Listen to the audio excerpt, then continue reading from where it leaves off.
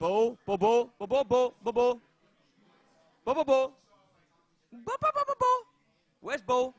Bo, bo, bo. I need the level.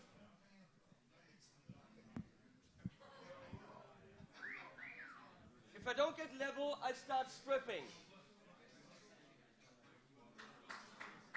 No, don't do that.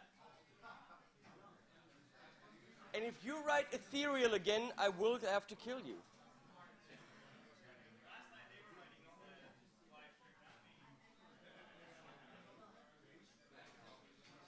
Apparently, I have level to the YouTube people because I can hear what I'm saying.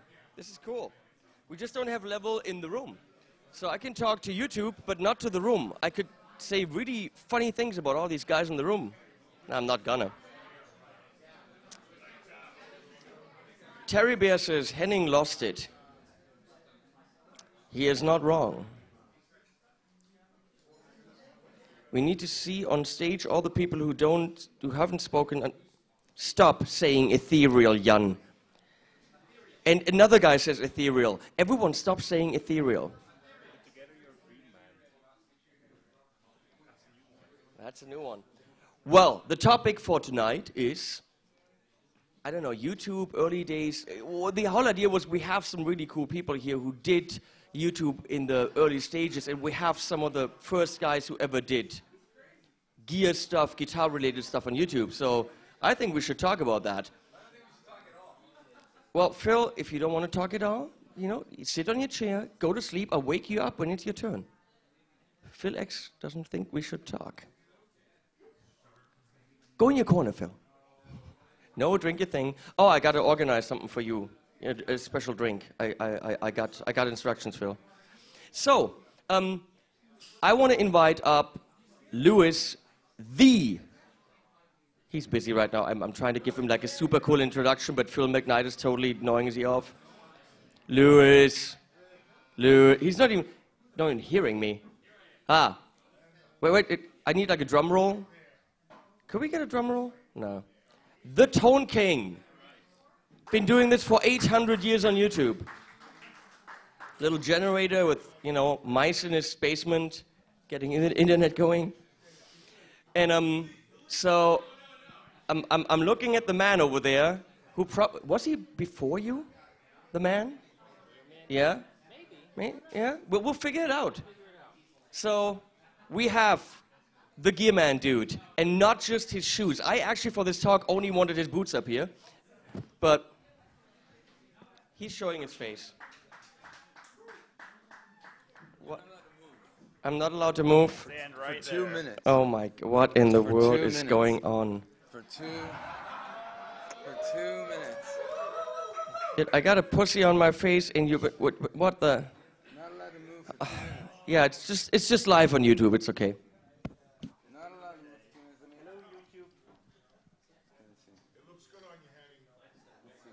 Now you can be in the band.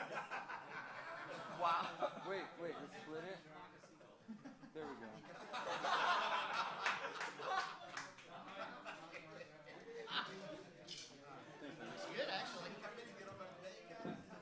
Don't get any ideas. Could anyone look more stupid than me right now?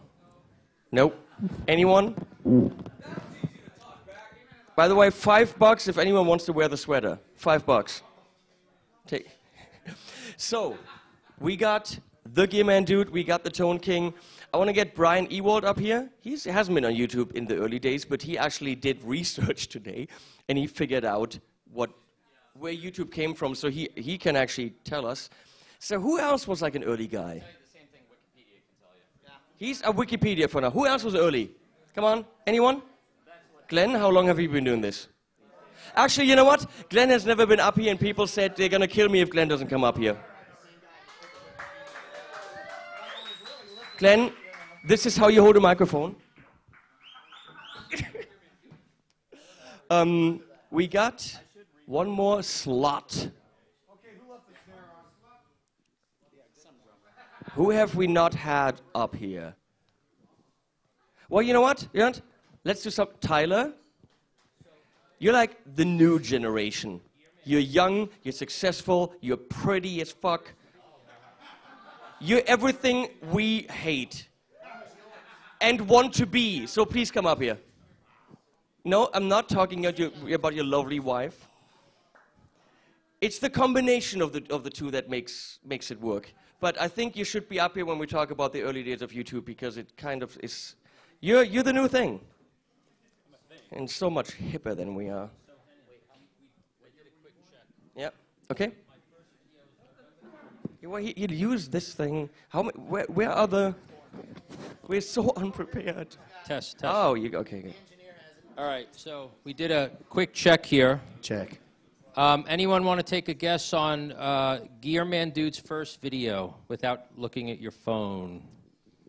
It's funny. 2007. Henning's giving away a guitar if you get the answer correctly. Oh, look at that. There you go. 07? Yeah? No, are you asking when or what was the topic? Okay, 2008. Yeah, it really wasn't the first. I did these interviews with almost everybody, and a large percentage of people have had their channel years longer than I have. So you can't give me that. You can't crown me the Prince of Death. So the channels have been up longer, but what about guitar-related content? So my first video was put out November 3rd, 2006. And it was a shootout video between a Marshall Reverb 12 and a Marshall Lead 12 back in November 3rd of 2006. So the name, the Tone King, is absolutely correct. He is the king. So has anyone put out a video before that? Because I will gladly hand over the title. I don't think YouTube existed before that. Anyone? Brian. Valentine's Day, 2005. February 14th, 2005. Really? The first video was, I'm at the zoo. It is. It's 19 seconds long. I looked it up today. And the founder of YouTube was searching, one of the three founders of YouTube was, yes, it was, yeah. He was searching for videos of the Janet Jackson wardrobe malfunction. This is via Wikipedia. And couldn't find one, so he thought he would start a video sharing website would be a good idea. That's fantastic. Yeah. So you were right behind him. 2005, 2000. You were your first year. Boobs being the great motivator. Always. What do you have to say about that, Tyler? In 2005, around February, the Patriots won the Super Bowl. And that is a long-forgotten Super Bowl because of the Janet Jackson nip slip. And I just want to remind everybody about the greatest football team to ever take the gridiron, the New England Patriots. Yes! You're in Europe, you know that, right? Yeah, nobody cares here. Football. It's hand egg here in Germany. Hand egg. Next question. Do we have any questions from the live stream? Wait, what was your first, the topic of your first demo? I don't know, but I believe it was Tube Screamer. Was it Tube Screamer differences? Let me I check. think I had a Keeley and an Analog Man and like a Maxon and an Ibanez and... Yeah, his first video was Overdrive Pedal Shootout, part 1 of 2. And that was the title, so I'm not sure what was in there. Do you want me to watch it? Please do not. But the hate started right away because it was, instantly somebody, the comments were, you can't do that. You have to have them all on separate circuits. You're running them through each other, and they're not true bypass. And I was like, what have I gotten myself into? Well, nice that you say that. You discovered hate immediately, Tyler said. I said questions, please. After that, we have the following comments. That Tyler guy is a dork. You are wrong, Steve. You are very, very wrong. We hung out with him all week, and he really is not. He pretends to be, but he really is not. One of the greatest guys ever. Seriously. Then the next comment is Steelers, Lions. I don't know what these words mean. Definitely not lying. Has anyone, here's actually a question from the people, has anyone ever built their own guitars? When I was a kid, yeah, when I was a little kid, it didn't succeed, so I bought one instead. I cut a piece of plywood out in the shape of a guitar with the intention of putting strings on it and other stuff, and then I realized there was actually more to it, and it didn't really work. But I did, because it was an Eddie Van Halen nut, I drilled a hole through where the tremolo should be, and I cut a piece of coat hanger and bent it around so I had a trem arm, and I duct taped a piece of a pen cap, because when I first started using it, it sliced my hand open from where I cut the coat hanger open. Thank you.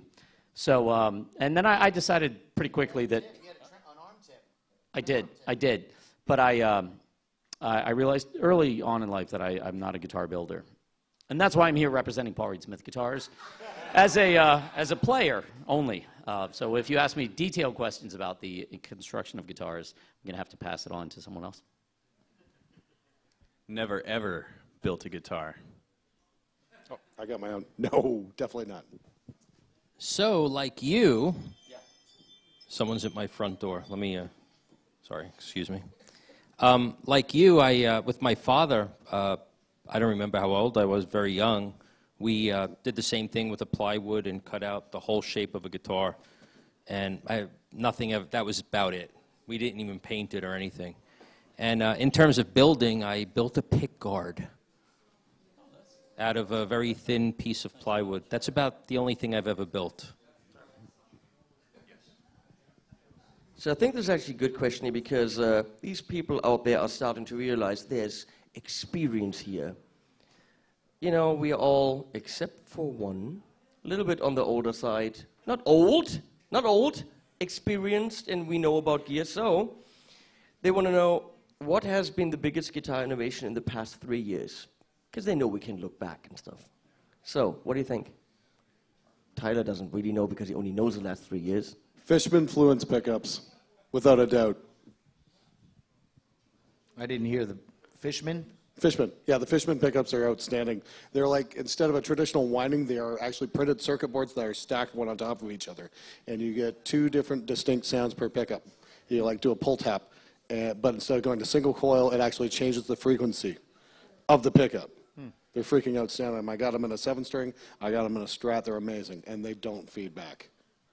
They're incredible. I was going to say, you know, all the USB devices now. I don't use them because I've gone past that age, but I think, you know, the kids are going to embrace it and be able to do some pretty wicked things with it. So I can dig it. I think guitar has been the same for a while for me, but I feel like there's been a leaps and bounds in cat sweaters in the past few years. I find they've come a long way from the cat sweaters from when I was a kid. They don't have quite the embroidery detail, and I mean, that almost looks realistic. Biggest guitar innovation has not been a product. It's been a platform, which is live streaming, because media has been passive, meaning you have to create your videos and then post them and hope people see them. But live streaming has invigorated the guitar community to see things in a raw perspective, and especially for gear, I think that's really fun to really feel like you're getting feedback directly because you can comment, and I think that's important for people who can't try out gear. I learned something new today. I never had a tone print pedal, so I didn't know how it worked. And I was fascinated when I said, okay, I created a tone print. How do you get it on a pedal? And they said, well, you load it up here and you kind of put it into your pickup. Does everyone know this? I just learned this today. It is beyond brilliant. Yeah. Yes. You kind of put the noise in your pickup and it reconfigures the pedal. That was pretty fascinating. Again, not having ever owned a tone print pedal, I was pretty fascinated. So, greatest innovation? I don't know, but I thought that was pretty cool. Yeah. Yeah, that kind of stuff. Yeah. Tyler just said how amazing it is that with live streaming, we can interact with the fans and they can ask questions. I'm going to disprove that, how amazing that is. Robert Baker asks, Henning, when was the first time you put on an ugly sweater, and is your current one the ugliest? So how great is live streaming? How valuable is that? First time, I think I just thought it was a good sweater, and then people said, what are you wearing? And then I started buying more and more ugly ones deliberately. And yes, this is the best one I could find. You've never seen the Cosby Show, apparently. I look for these, but it's like 80s stuff. If we can get those vintage, you know, you're all invited to troll stores and send me things you want me to wear. So let me see what else do we have.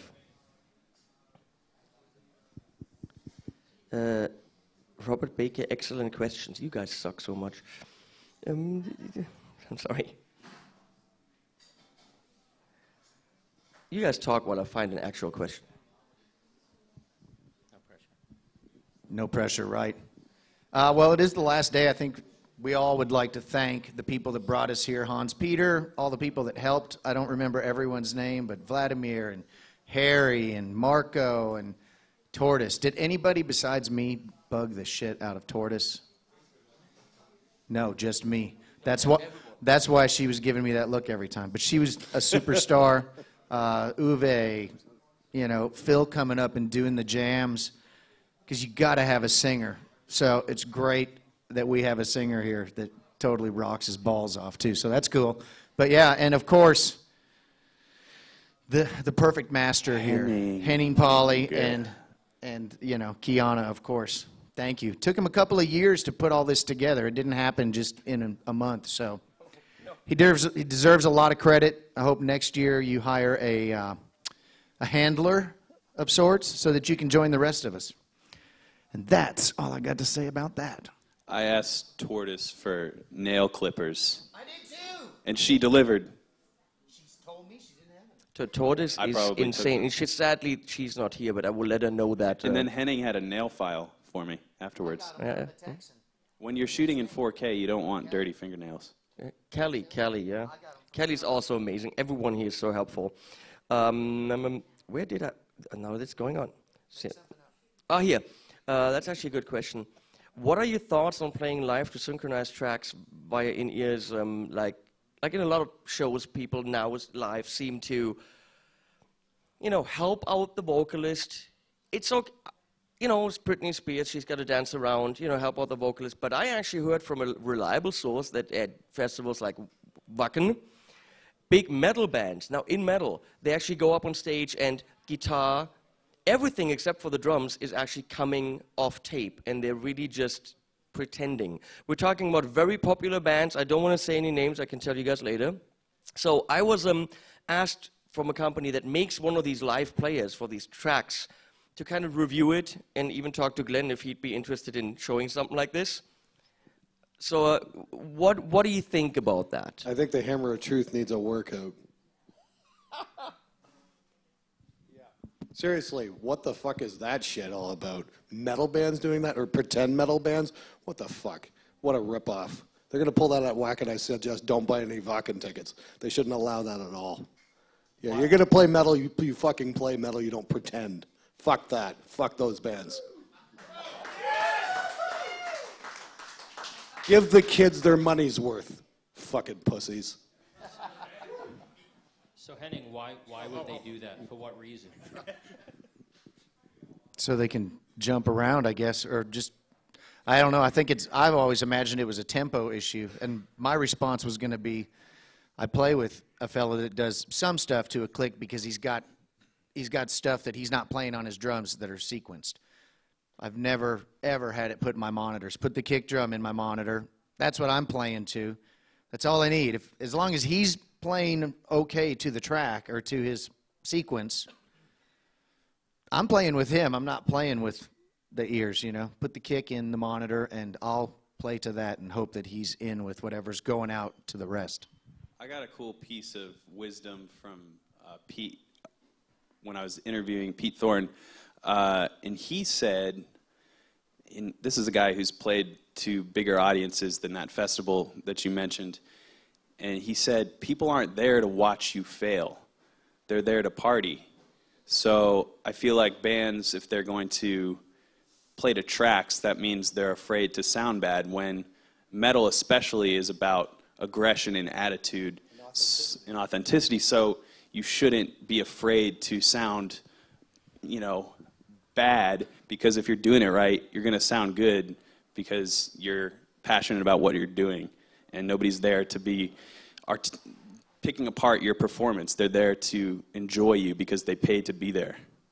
It's a good point, but maybe it's because Pete or Phil actually played on the record, and those cats didn't.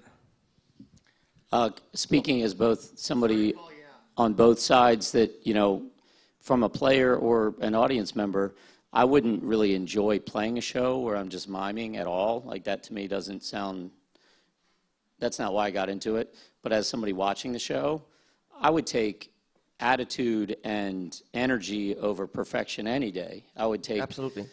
So I would be, as a fan, really disappointed to go see any band that I loved to just... If I wanted to hear that, I'd just listen to the record. You know, I'd much rather hear the moment and humanism. And I think that's why the electric guitar and the drums, that's why people still play that stuff. Of course they can be programmed, but there will always be people who play musical instruments because the human element, that's never going to go away. It's going to have ebb and flow where things come in to try to replace it or make it easy to replace it, auto-tune and all that stuff. It will never, like what Phil does when he walks up on the microphone, if you heard, like, auto-tuning that would have, there's no purpose to it. It's like his energy is, I mean, I could sit and listen to it all day, but transcends perfection. Yeah, I mean, most of my favorite records are full of flaws, but I couldn't even tell you what they are. I don't even care. Like, they're... Go and auto-tune Ozzy. Yeah, Why? exactly. Why? We don't need that. Would you quantize John Bonham's drum tracks? Of course not. So, there's two ways. I'm a producer, so I got a little bit of a different stance on that. There's two ways to see the whole playing through two tracks. If they go up on stage and actually have tracks of the instruments that are on stage, that's bullshit. But if I'm producing something, and in the studio we have this third guitar part that's kind of really cool, but they can't do it live because they only have two, or there's a keyboard part and they don't have a keyboard player, or a vocal harmony that they can't pull off, getting that from tape, I think, is just to deliver the song the way it sounds nicer. That's cool. But being on stage and having the actual part that could be played coming from tape, that's a total no-go in any style, really, I think. So I'll give you that. Talk amongst yourselves. I'll give you a topic. So, he got that. I got it. Okay. Although if there was that third guitar part that they couldn't pull off, TC Electronic makes this really sick harmonizer that's coming out soon, and I played it, and I made a tone print, and it's called Oh Yeah. So check that out. The reason it's called Oh Yeah, while we wait for another question, is because when you slide up from the 10th fret to the 12th fret on the thick E string, it almost sounds like a human going, oh yeah. I did a reverb one. It's called Reverb Sucks, and they really liked that a lot. And yeah, look for it this Christmas. Is Aldo Reddy still here? No? They left? Then I cannot get him up on stage. So that solves that. And back to you. This is I like this. I like this. We should do this, like, regularly.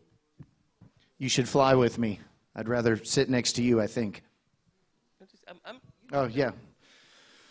I don't have a lot to say. I said let's rock. Let's get people going. Unless we're waiting for a question. After 5 days of GuitCon... Oh, this is a good one. Stand by. I gotta go on. Thank you for How saving many... that. This is going to be an embarrassing one for some of us. How many guitars do you each own? I'm going to sit that one out. Less than Henning. More than my kids. I really don't know. Maybe 20-ish. Less than 30. Almost enough. Not enough. I think 17. Too many. That's the thing. The old joke is, you know, if I die, tell the wife, if I die before you, or actually, hang on, scratch that. It goes something like that, but it's different. How many guitars do you need? Honey, when I die, you go in the studio, count all the guitars. I needed one more. I think it's absolutely fascinating that no one actually gave a number because I don't think. I gave it. Oh, Oh, yeah, oh, okay. oh, hi, I'm no one. Okay. Fuck you, Henning. I heard 17. Okay. He had, but most of you. The question is, do you really know? The important people. That's the thing, because I don't know. I don't actually have the. I don't count because I don't want to know. I'm in denial. I have one guitar and about 19 backups. Is that better? Yeah. That's pretty true. That's good.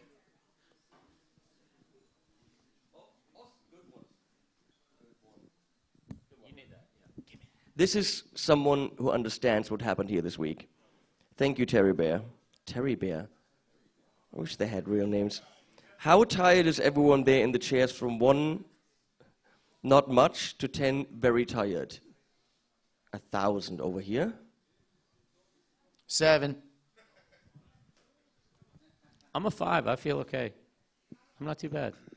I feel like I have a long night ahead of me, so I'm going to have to say 1 out of 10. We were your age, we were killing whores. Staying up for a month. Ugh.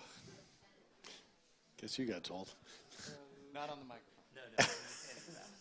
8. 8. I'm pretty beat. It's been a really intense week.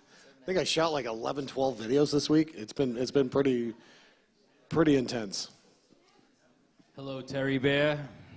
Thank you for joining us. You know, it was a long week, but I'm good to go. I'm not that tired, so I don't know. I'll say a 2 or a 3 maybe at most. I've I'm never good. met the Tone King, but he's chill all the time. And I dig that a lot. I dig the whole vibe, man. Yeah. Well, A lot. My feelings are very mutual, just kind of being next to the Gearmanndude. One of the nicest places Let's switch. to be this week. Switch with me. I'm going to sit next to the Gearmanndude. One of the nicest Get in places to here. be this week was sandwiched between the Tone King and PixxyLixxx. Because that was just like, that was a good sandwich. I wanted to be the bologna right there. No, it was awesome. So, if you could create a perfect amp, what would you do? Instead of a perfect amp, can I create a perfect sound man for every club that just lets you play a 100-watt Marshall and is like, sounds great? No. See, where I live, we have a saying when you really get into it with the sound man, and I respect the sound man back there, so I feel for you. I understand you got to do it for everybody, not the guitar player. How do I say this nicely? When they tell you to, you're in a decent-sized hall, medium-sized hall, and it's like, cut the guitar down or you're not going to be in the mains. It's like, just turn the drums and the vocals up, right? It's sound reinforcement. You're here as reinforcement. If this is the loudest thing on stage, which it's not, we all know the bass rig is the loudest thing on stage always, sonically. It's just louder. But it's sound reinforcement.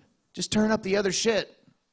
If I'm not in the mains, then the other stuff's too quiet. This is a big room. Let's do it. Right? Did I answer the question? When you asked right, I was like, no. Because I stand behind these boards. I'm like, I don't like you anymore. We're going to have issues once you get up here, except for that you're going to be brilliant, so forget what I said. Anyone else? Perfect amp? I think I'm all about the tactile part of the amp. I like it loud. You mentioned the 100-watt Marshall. I gave the analogy the other day of a roller coaster simulation or the real thing. I like to feel it. I like to feel how an amp sounds when it's cranked, and it's therapy for me. If I do that for 15 minutes a day and could turn something up real loud and make shit in my house shake, you know, it kind of brings me happiness. So perfect amp is, you know, I think bigger may not always be better, but it certainly makes me happy. And of course, that's what she said. That's what she said. You can go. I don't have the perfect amp or the perfect anything doesn't exist. But Thank you, Aristotle. Thank you. if I'm pursuing the perfect amp, I'm going to have to say I don't know how to build it, and I think it's important to find somebody who's smarter than you and surround yourself with people who are smarter than you, like I've done right now.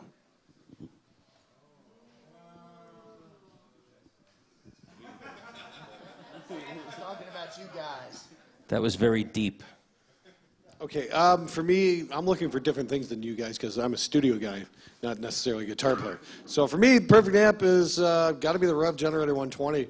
You know, after recording albums for 20 years, there's an amp I can mic up and it's going to sound great. And I don't have to shovel out the bottom end in post, you know, because it's farting around too much. It's just, it's got a great low end and it's tight and it's super versatile and it does what I want it to do. And everybody plugs in, hears it mic'd up and goes, oh, fuck, that's killer. So the question was, what would you do if you could design the perfect amp? It's already built. That's the thing. You wouldn't change anything on it? No, it's fucking great. Yep. It does everything I need it to. Yeah. Careful, he works for PRS, they make amps. Disclaimer.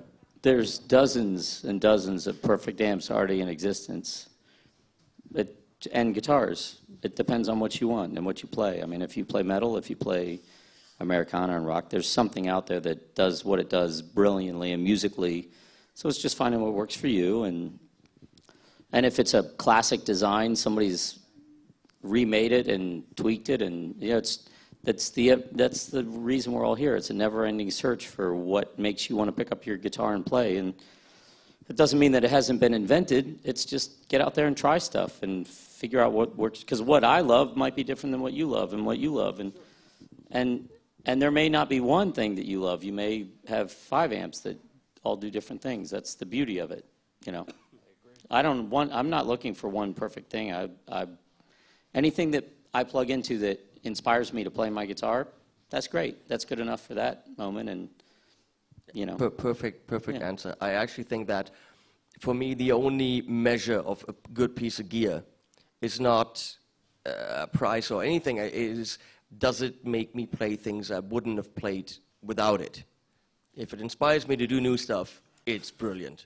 And I don't mean this in an insulting way to anybody who feels like this is what they've been doing, but if your goal is constantly searching for that perfect piece of gear that's like the one and only end-all, be-all, holy grail, maybe what you're searching for is the wrong thing. Maybe you need to look at yourself, like practice. Play your guitar. Yeah. Like there's great stuff out there, and there's really cool, and sometimes it's just an interface. I mean, there's how many delay pedals are there? How many they're all great. There's great stuff. Find one that does what you need it to do and makes you want to pick up your guitar and play, and just play your guitar. Play it as much as you can, and that's all you need to worry about doing. And don't blame the guitar or the amp if you're not happy. Just coming back to the I'm glad we agree. Coming back to the YouTuber discussion that we started with, this is a brilliant question. Where do you see guitar YouTubers in 10 years? And I'm going to start with this. Right fucking here at GuitCon 10. That's where I see guitar YouTubers in 10 years. Just even more of us, and hopefully, and the trend is going there, some more ladies, so we don't have this thing going on, you know? So that's why I see that going. I see it staying the same, honestly. I'm happy with it. I think it rocks. There's all kinds of young guys out there that are just killing it, and gals. I mean, it's good. Happy with it. Yeah, I have to agree. I wouldn't have imagined from my first video I would have been here, and here I am surrounded by people that do what we all do. And I think we'll all grow professionally in some capacity. I mean, PixxyLixxx is a great example, is playing with Bon Jovi, which is astounding. You know, Robert Baker's traveling the world as a, you know, guitar which is supporting his family and feeding his kids. I think we'll all grow professionally, but at the end of the day, where will we be in 10 years? Hopefully we'll be right back here talking about what we did for the past 10 years like we are right now. Phil X just said sausage con. So, because he's one of the most brilliant support men ever, Michiel gets his question. So, not the shower question, no, not for the millionth time. How important is the look of a guitar for you guys? Extremely. Are you kidding me? That's why you strap it on. I mean, first time I saw a Blackguard Telly, that was like, that's me. That's what I look like. It belongs to me. It's not a sexy thing, but neither am I, right? No, that's it. I mean, it's absolutely that. If I see a Telly that's some crazy color, I just can't stop thinking about it. I find a way to buy it. How it looks is, obviously how it sounds is important too, but looks and feel have an awful lot to do with it. It is art. It is, you know, an extension of your personality, hopefully. And that's why I've started getting a lot of sparkle guitars lately. I minus the sparkle, I agree very much that you have to, yeah, I think looks matter. You know, you have to enjoy it. You have to want to hold it. So I think it matters a lot. Probably more so than, of course, a guitar has to play good, but, you know, if you love that guitar, you'll probably be more forgiving. You could have... Play good. That's right. You could... If you had an ugly guitar, but it plays wonderful, chances are you're going to be like, maybe I'm going to pass on that one. But if you had a guitar that you absolutely loved, that was played okay, you'd probably be like, we'll make it work. We'll figure it out. 100%. So I think the looks matter. Tyler is in deep thought. Telecaster, great sounding guitar. Not an attractive looking guitar to me. Fight. Because I want more from my guitar in the visual department. You can get a sparkle one. You can have a sparkle Telecaster. And I'm not knocking the tone. You could put sparkle on it. It still looks like it came off a tractor. Yeah, maybe that's the deal. I was raised on a Christmas tree farm. That could be why I like the simplicity of the tool of that. It's possible.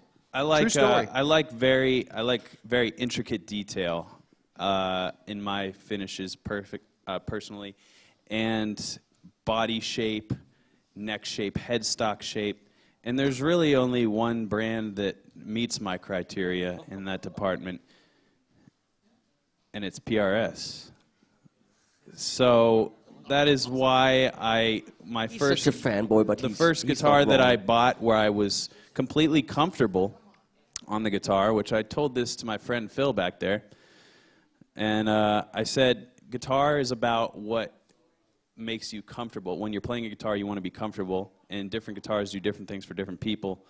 Love at first sight is a real thing, and when I saw that Emerald SC 245 10 top hanging, I pulled the trigger on my my entire summer earning while I was working in college. That's something right there. I'm done. You sure? Hold on. Now I'm done. Okay. All right. Yeah, looks great. Yeah, I mean, like, I own a lot of guitars. Like I said, I own 17. None of them are Tellys because I wasn't raised on a farm. Yet. Christmas tree farm. Okay. All right. I'll leave it to the PRS guy here. So I'm not going to put any personal preference in here, but I'm going to just say, you walk into a store, you walk into this place, there's a million guitars on a wall. You have no idea what they sound like. You pick it up based on what you think it looks like. You don't know yet, so you go, that looks awesome. I'm going to pick it up. It matters to everybody. If you say it doesn't, then you're lying. Because why would you pick up that one over that one over that one? Because That's the one that drew you to it based on the way it looks. And then you go from there. But yeah, that's the first thing that anybody does. Very good point. Yeah. I'm going to go to one of those questions that, you know, gets asked in any kind of setting, and I'm going to answer and then go and give over to Robert Baker, because we need to get more people up here that haven't been up here. So Robert's going to moderate, yes. And I'm going to write ethereal to you. Yeah, let's throw some people off. So here's a question, and let's answer that and then switch some people out. One band you would go see live, past or present, and I'm going to start. It's obviously Hanson. Obviously, I would die to see them, and I'm not kidding. So Robert, come up here. Badlands for me. I'm still burning those first 2 records all the time. Love it. Love Badlands. Probably Kiss Alive, Madison Square Garden. Think I would think that one for me. Try and get on the cover. Yeah. But a little High Wire. That's some fucking riffage right there. I don't know what band. Robert Baker, everybody. Robert Baker. Hello. I don't know what band he would be playing in, but I would try and see Django Reinhardt. Nice. The one band I never got to see that I was a huge fan of was Caius. Never got a chance to see those guys, and they broke up. They were on tour, and then they broke up before they came to my neck of town, and I have always regretted never being able to see them. They were just a huge influence, and it kind of sucks. One of my favorite bands I've ever seen live is King's X. I would love to go see them again. They're amazing. One person I never got to see that I would love to see was, I'd love to see Jeff Buckley live. That would have been great. But King's X is, if you haven't seen them live and they're touring again, you got to go see them. They're ridiculous. I'm going to swap people out. Yeah. There's no Wallimann. Seat number 1. Anyway, let's go. So, David Wallimann. His face has been plastered on YouTube enough. Volunteers? I'm staying. I think we got to get PixxyLixxx up here. Yeah, get Pixie up here.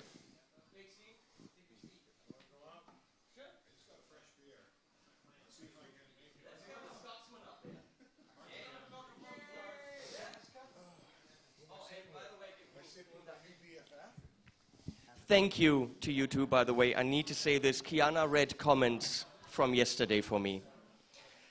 Apparently, we should have been actors, because the comments on yesterday's live stream are that we played it down, but the fight was real. People are buying it, and they're saying, how could you do this, and what kind of event is Framus and Warwick investing in, inviting these people? There's a lot of hate for us, and Colin, what do you say to that? Fuck you. I love this guy. I'm going to go to Scotland, run around with him. It's going to be fighting across Scotland.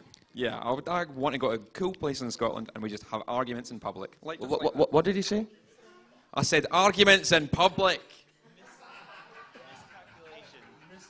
Miscalculation. Woo! First question. Someone asked what was the most famous guitar we've ever played, but what about if you haven't played like a famous guitar, what is one you would love to play? Mine would be anything EVH has ever touched in his life.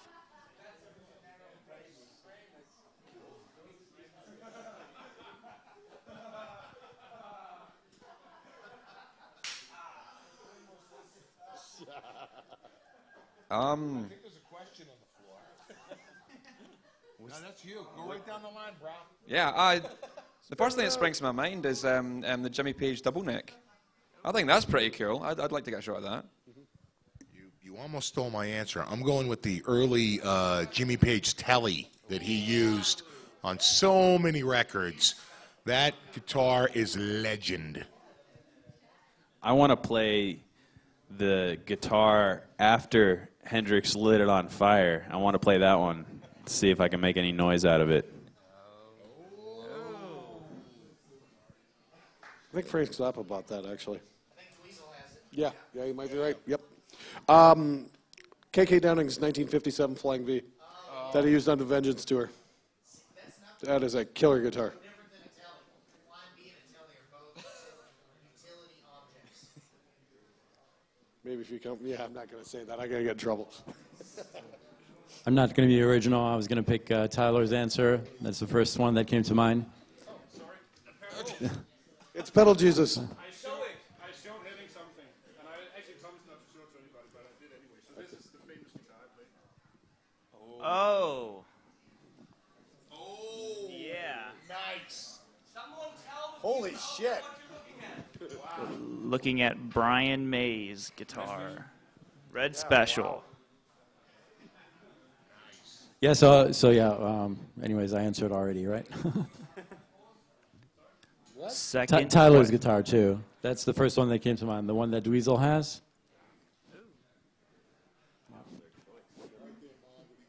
Second question.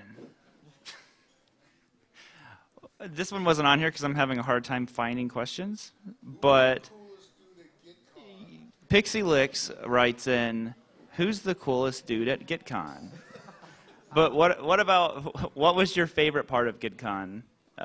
Yeah, for me it was getting to actually, I mean, I've watched all your guys' channels for a long time now, and getting to actually meet people in person, you know, that was really exciting.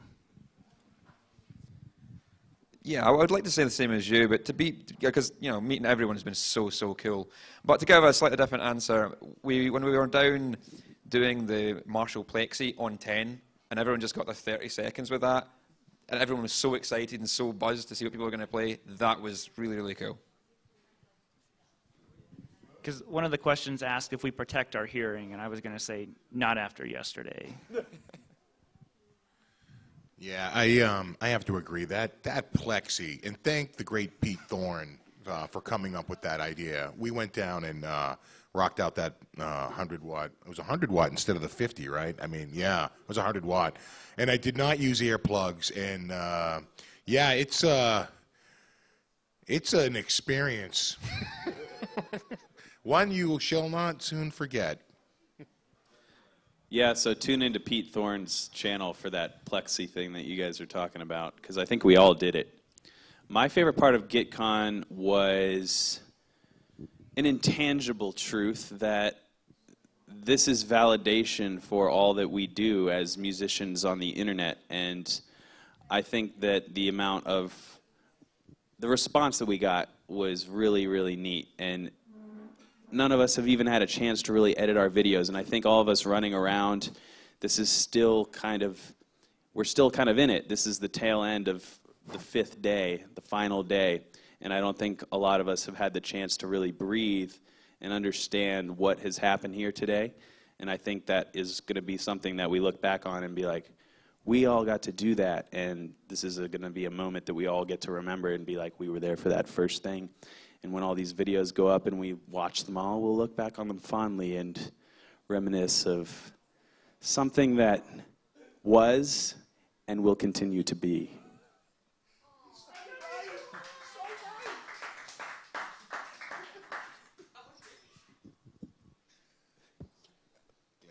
Yeah, okay, I'm supposed to follow that up. Okay, yeah, I got to go with the Pete Thorne thing. I think that's the first thing we all did as a group, you know, and I think that was kind of like, you know, everyone was kind of cool and hanging out in a little bit, but we what's the problem? Not me. Oh, okay. Okay, the important people did it anyway. Seriously, no, that was great. Everybody kind of came together, and that's, I think, when everybody really started, you know, just kind of working together as a more collective unit, because we were kind of all doing our little cliques and kind of thing. And yeah, that was the first thing we all did together, and that was really awesome.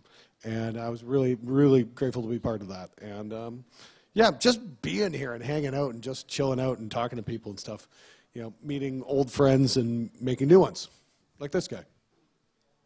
Hi. David Wallimann, everybody. I think for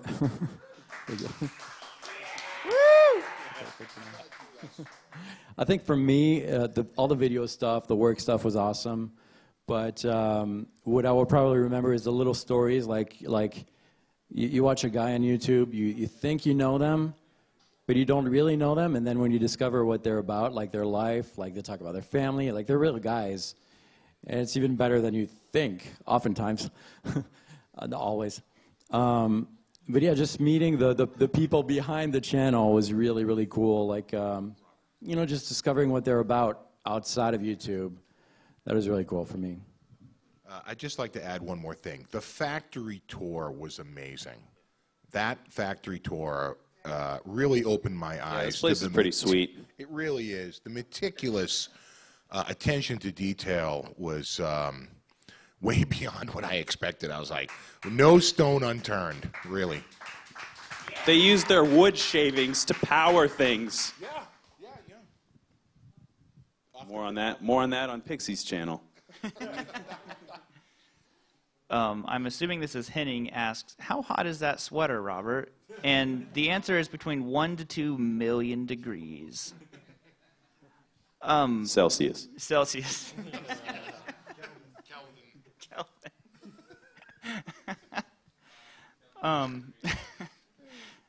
Someone asked how many pedals are on our pedal board, but I thought, how many pedals, we'll say if you're doing a live show, how many pedals would you like to have?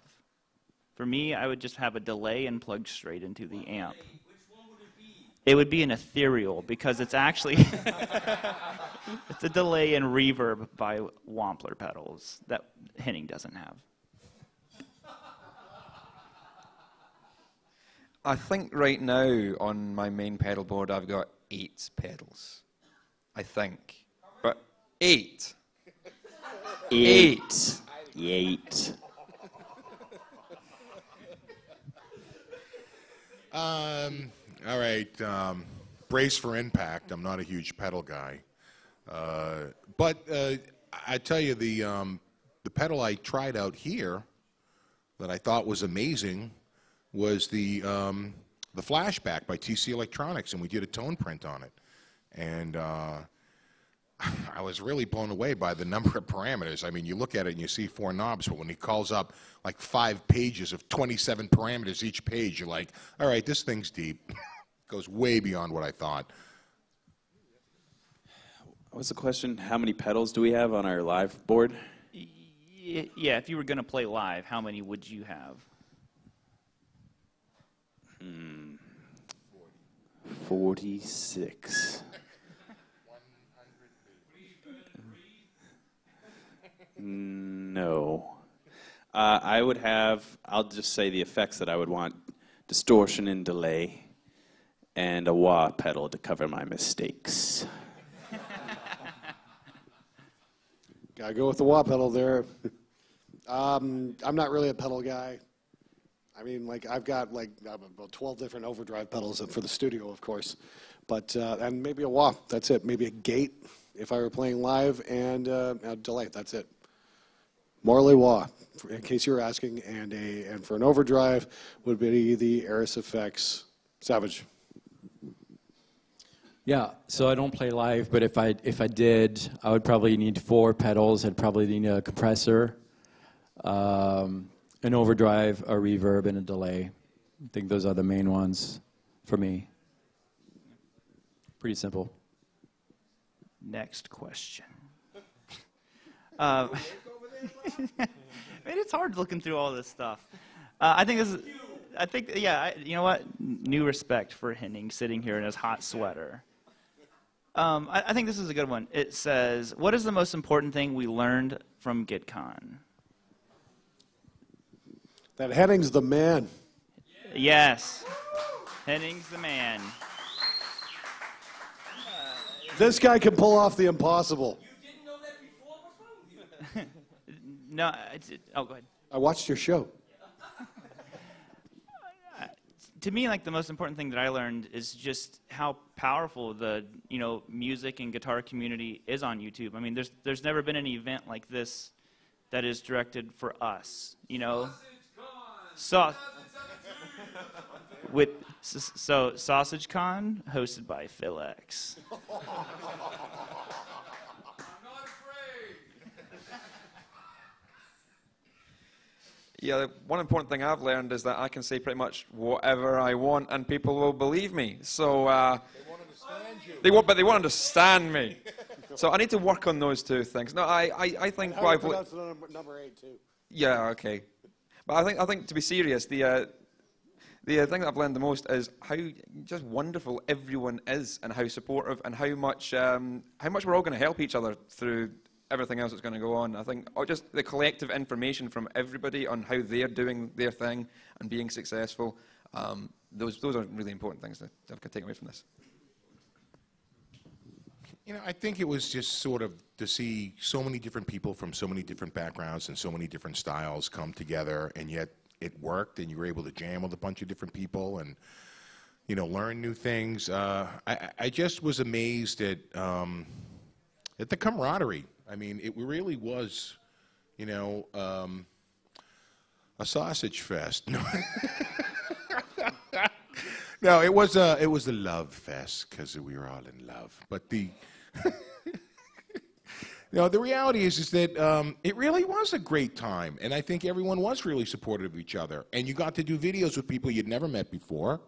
Looking your way, Tyler. And you know, it was awesome. I had a great time, had a blast. Didn't know what to expect, and it turned out awesome. And that was, I think, the best part of it. You can copy and paste my other comment, similar question we had earlier about what this means for the guitar community, but also I'll say, I think the thing that, what was the question, that what we learned?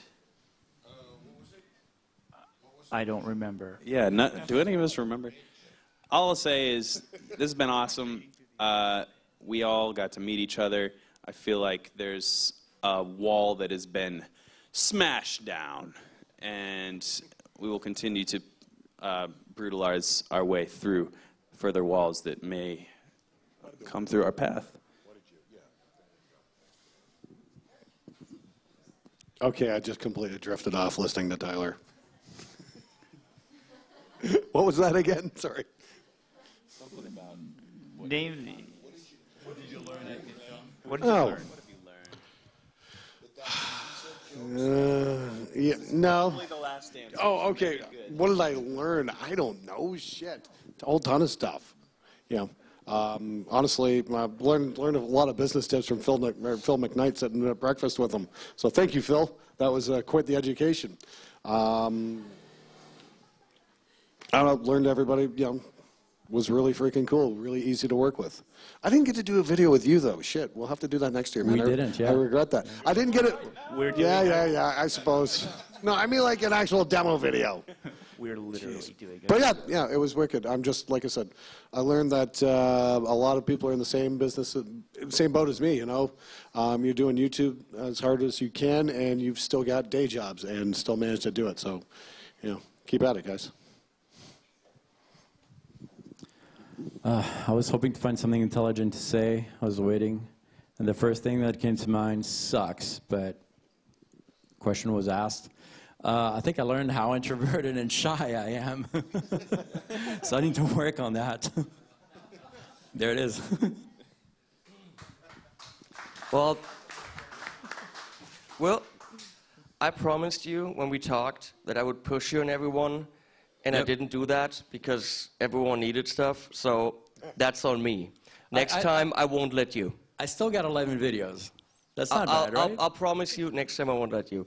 Well, I'm just going to let you sit there and finish this up and cook. Yeah, newfound respect, Robert. What these guys just said would have been my perfect vision for this event, that this happens. And apparently it did. Who knew? Musicians are complicated people. We are opinionated. We don't show up on time. We are not the easiest people to get along with. And to put that many of us, and then also people that are in front of cameras and little divas, and you know, come on, putting that many people in this situation for a whole week, that spells out disaster. And just the fact that we became friends, and not a single one of these guys is anyone I wouldn't want to gladly invite to my home for a week to do stuff with. Videos. To film videos with. Whoa. That went the wrong way. No, that is absolutely amazing, and sometimes I have to pinch myself, or literally I got a little tear in my eye, and I'm like, is this really happening? Are these guys here, and they actually are getting along, and are we growing as a community, which I wanted, which all the trade shows didn't allow for, and this is actually working out the way I wanted it? I think it is, and thank you guys for, like, not a single one of you is a dick.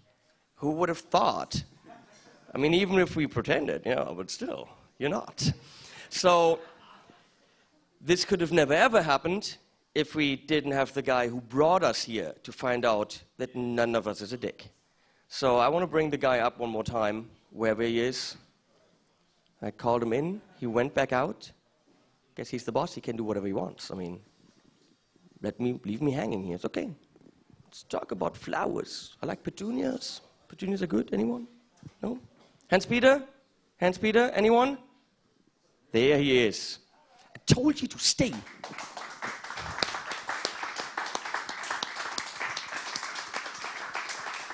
Hans-Peter Wilfer, who made this thing happen.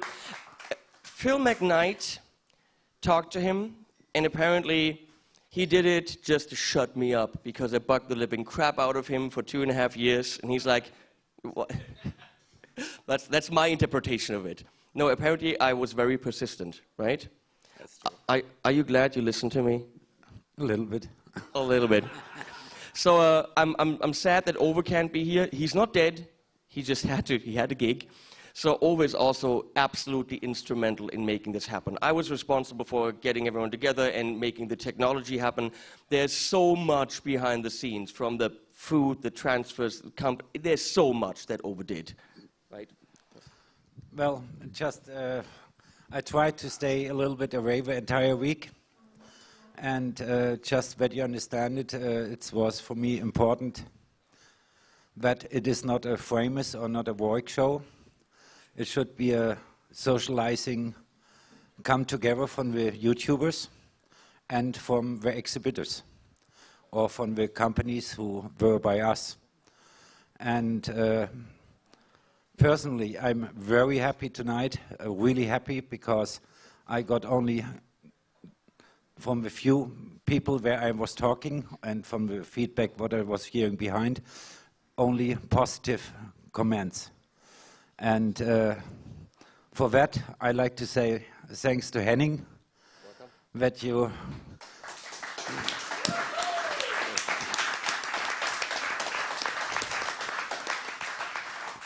And you all know after this week a little bit more Henning, and he can be such a pain in the ass, such a pain in the ass. But, well, his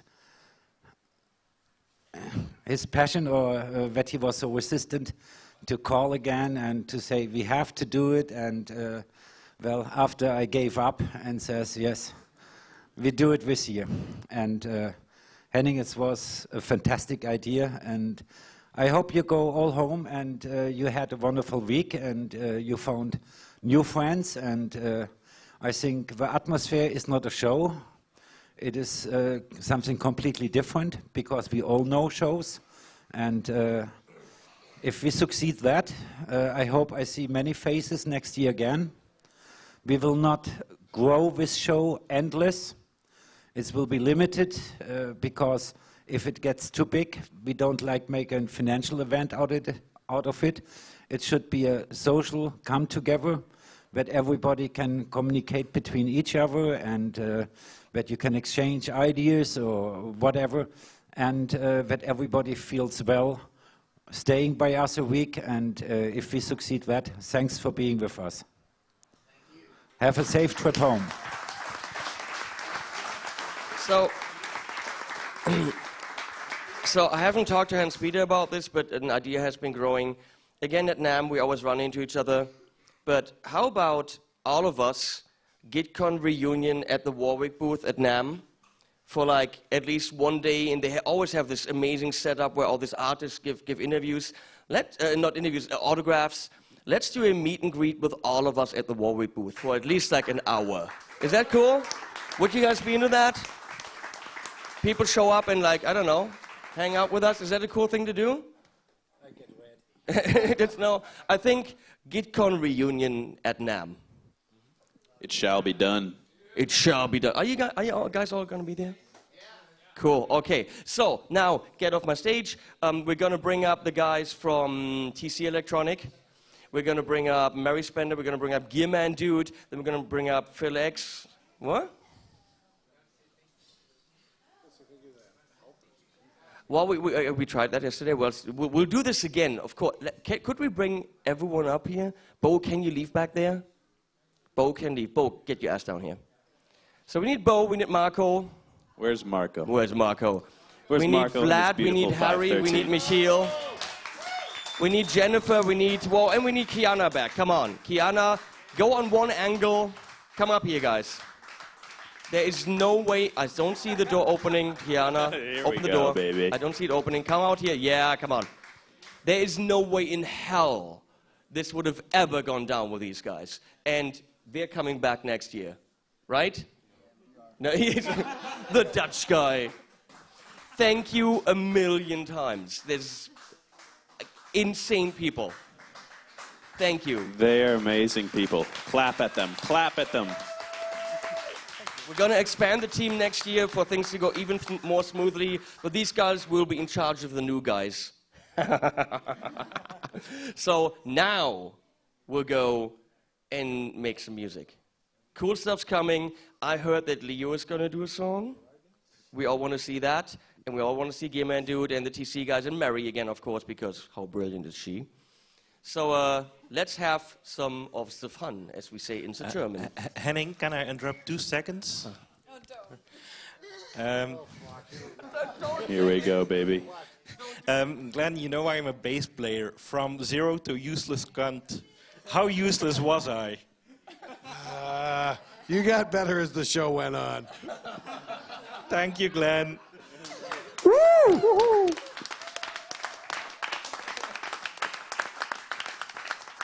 Thanks, everyone. Henning, why is that shower locked? No one gets it, but it is funny. We will make a video about that. Okay, get off my stage. Bye-bye. Robert, I would like for you to wear that sweater for the rest of the evening, please.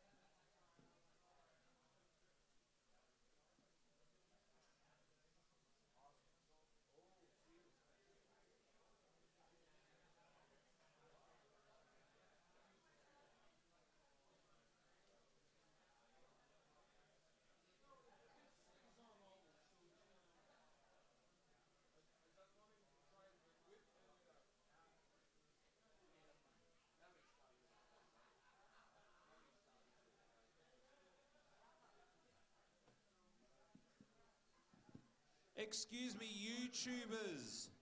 YouTubers, we have a quick bit of business. Did anybody leave this behind in the music hall today? A charger for a Canon camera with a battery.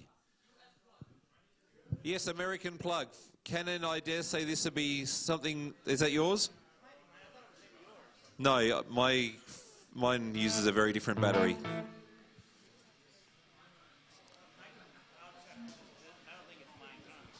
Okay. Anybody else who's potentially lost this? Well, that went well. Thanks for that.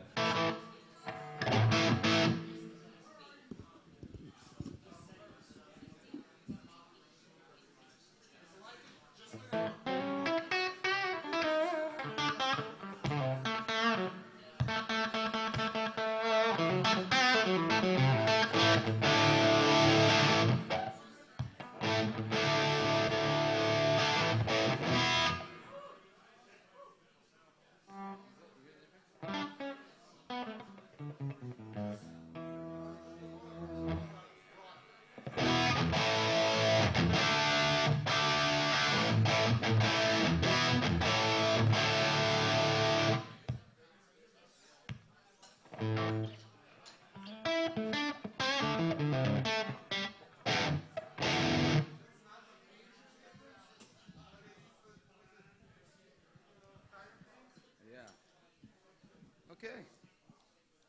Good news.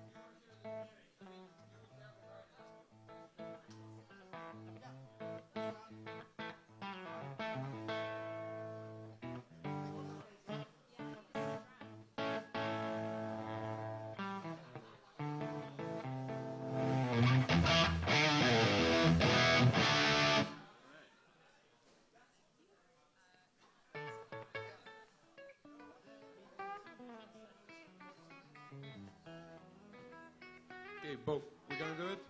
Test 1, 2, 3. This mic. Mic 1, 2. We need a drummer. Check his monitoring. Let's test the other mic.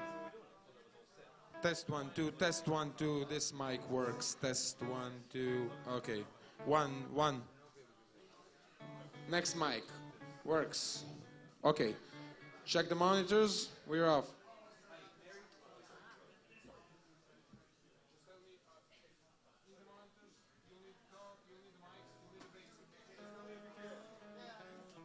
Okay, drum monitor. Do you have the vocals? A little bit higher. A little bit higher.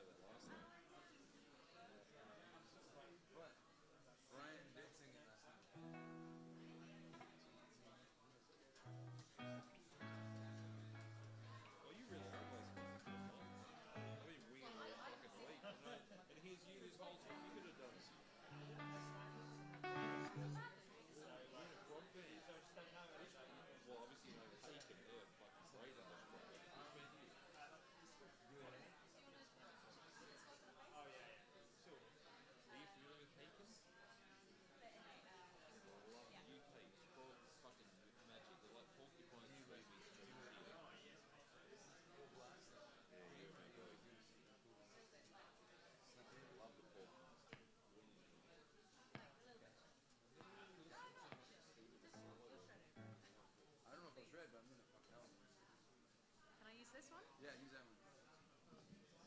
then, you know the first song I played the other night? Just 4 chords.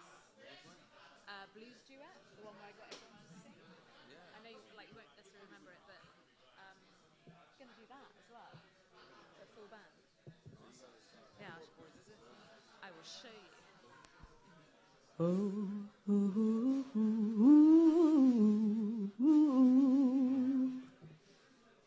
need an amp as well. So it's E minor. Yeah. B7. Oh, I remember now. C something.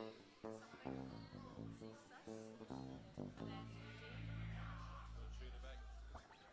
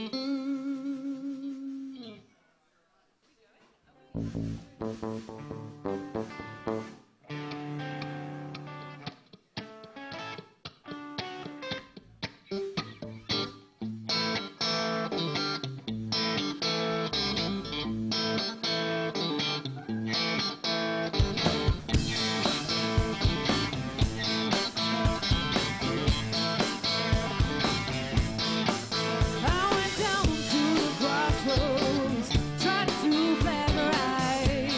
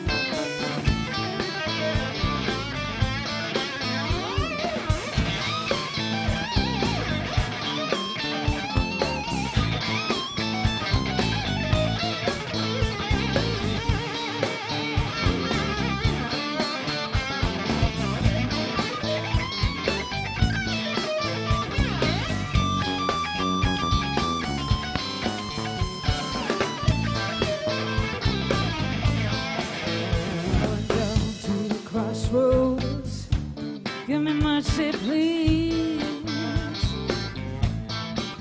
I went down to the crossroads, fell down on my knees, asked the Lord for mercy, said, help me if you please.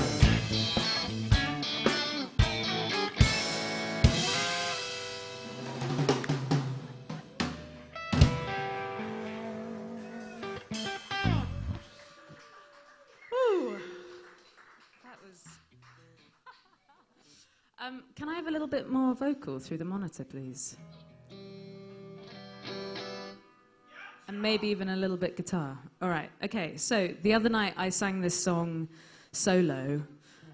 These boys have obviously never played it before, but we need some crowd participation as well. So, just to help, not that these guys need any help whatsoever, but we'll sing it again. I'll remind you of the loop. So, whoa, ho, whoa, ho, oh. Whoa, ho, ho, oh, whoa, ho, ho, oh, whoa, ho, oh. You think you got it? Whoa, ho, oh. Come here. Whoa, oh, whoa, and he sang, baby, I have this power.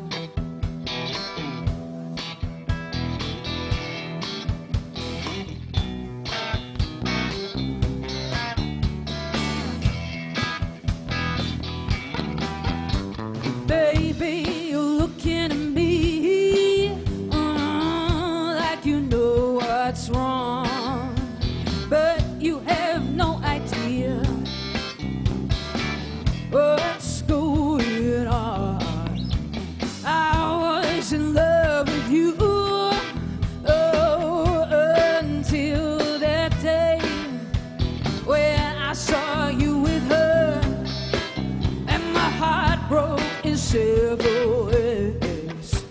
Don't you look at me or tell no lies. You had me on and said goodbye. You left me hanging dry.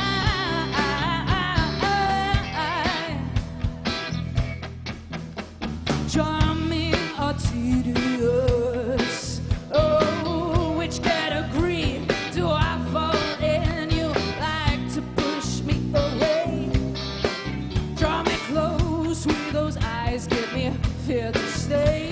Don't you look at me or tell no lies. You let me on and said goodbye. You left me hanging dry. Phil X, will you do the honor?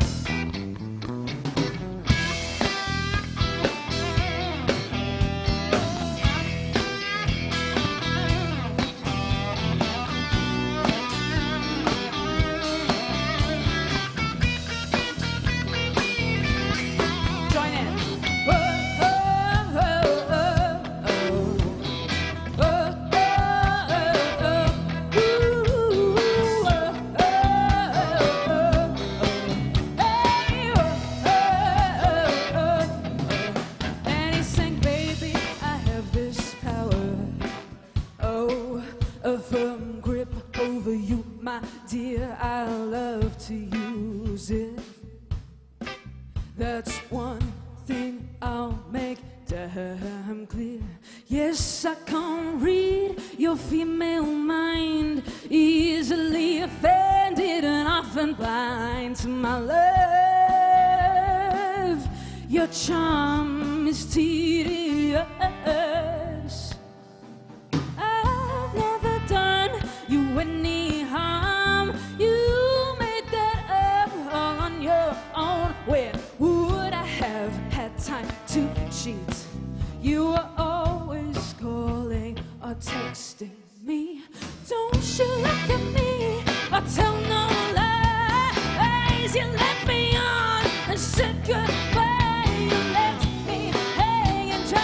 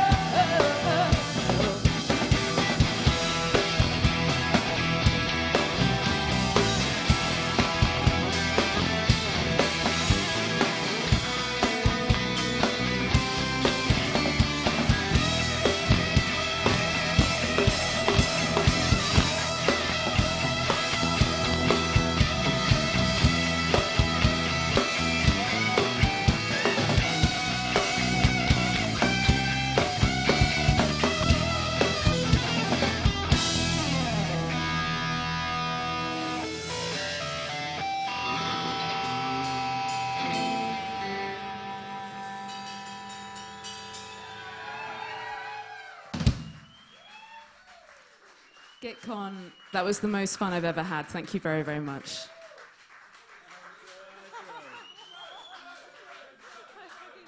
Come on, guys, one more hand for Mary. That was amazing.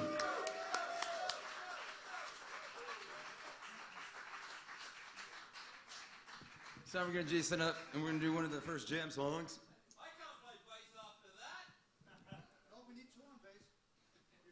Sounds like a pussy. The cheesy boy on bass.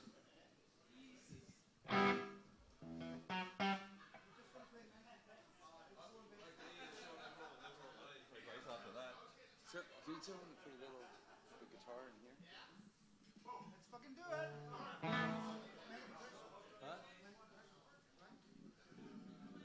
PixxyLixxx guitar and monitor. Yeah, Jason, what's the song? Yeah, no, second. We're doing something and then we're doing that. That's fun. Okay. Try out. Manic depression. Right. Right. Take the bass. I don't care what It's still a little too much. Just a little bit. No, that's good.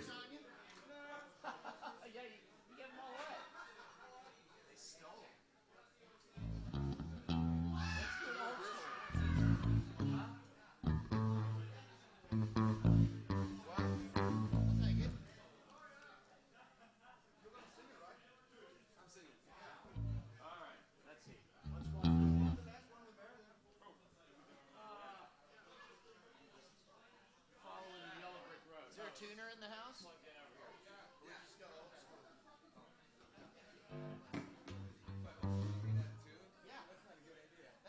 That's the way it is.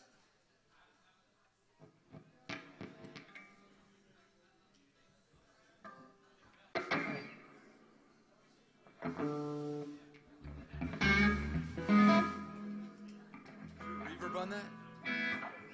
No reverb on the guitar in there. Reverb's in there.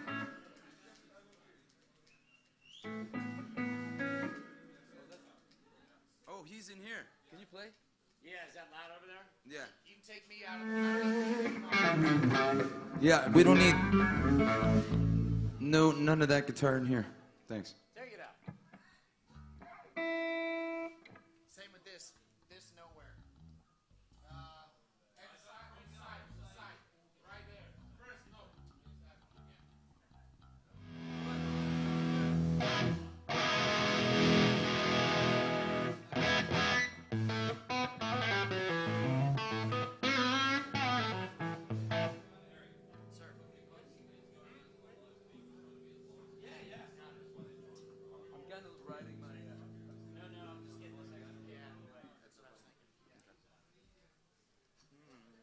Okay, hold on a second. Give Phil a second. He's on dial-up just like the rest of us. Lyrics. What could go wrong? Everything. We just look at the drummer as soon as he makes a mistake. Wait a minute, what? Hold on a second. That's not good.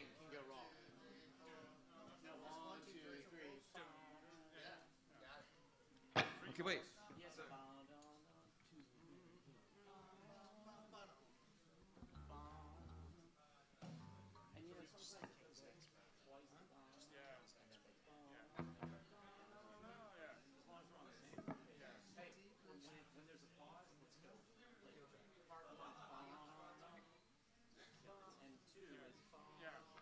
It'll be better than anyone up here can do. Ready? Yep. You take the Oh, that's a nice one. Is that yours? I know, I grabbed from the wall. God, fuck. I didn't bring anything with me. What are you talking about? This is my shirt, though. Yeah, I don't have good taste, though.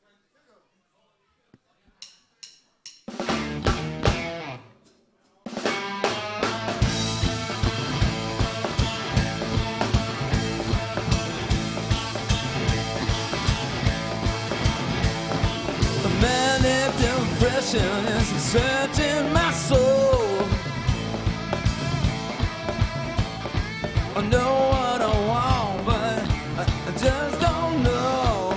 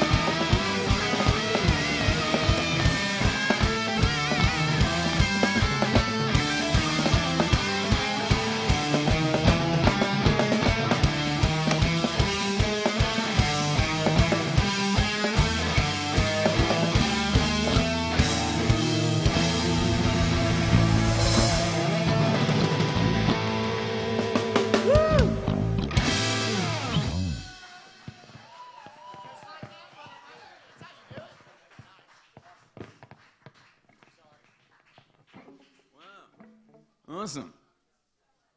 Let's have everything up for these guys. Gearmanndude. And we got Brian and Tor on the bass. Which I'm surprised they didn't bring up the laptop and like tweak shit.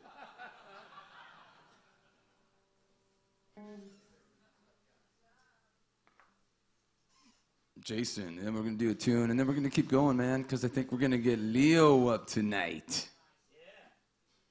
On the feeds, there's a bunch of requests for Phil McKnight to get up here and play bass, just for the record. And also, the guy who on the feeds is called the Blues and then the Lightning Bolt Rock guy, he keeps calling me Angry Down Under guy, or Angry Down Under dude. I'm not angry. I just had a little thing with the Tone King, but we're all good now. Tone King and I are getting along like a house on fire, as we all are here. And I'm not angry. I don't know where the hell that come from. I'm just probably a bit too straightforward. Dude, pick up the bass.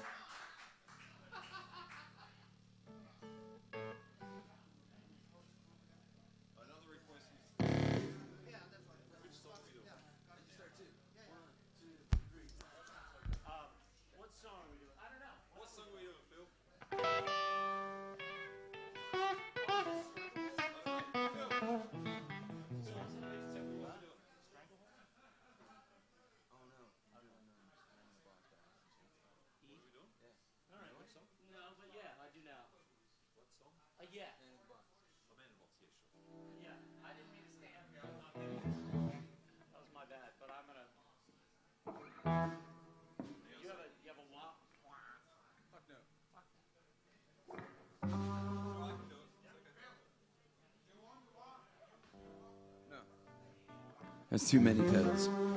Too many pedals. Unnecessary.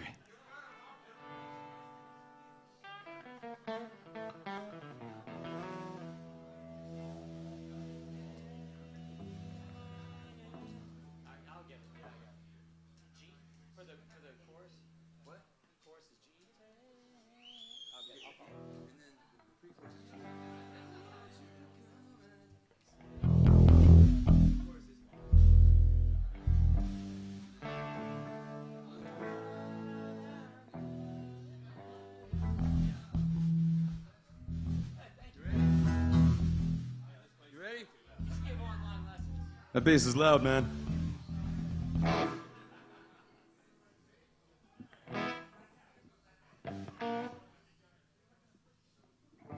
I'm gonna do a little intro. Do whatever you want. And then I'll do no, well, it's gonna be a little intro, and then you guys, and then we'll count us in.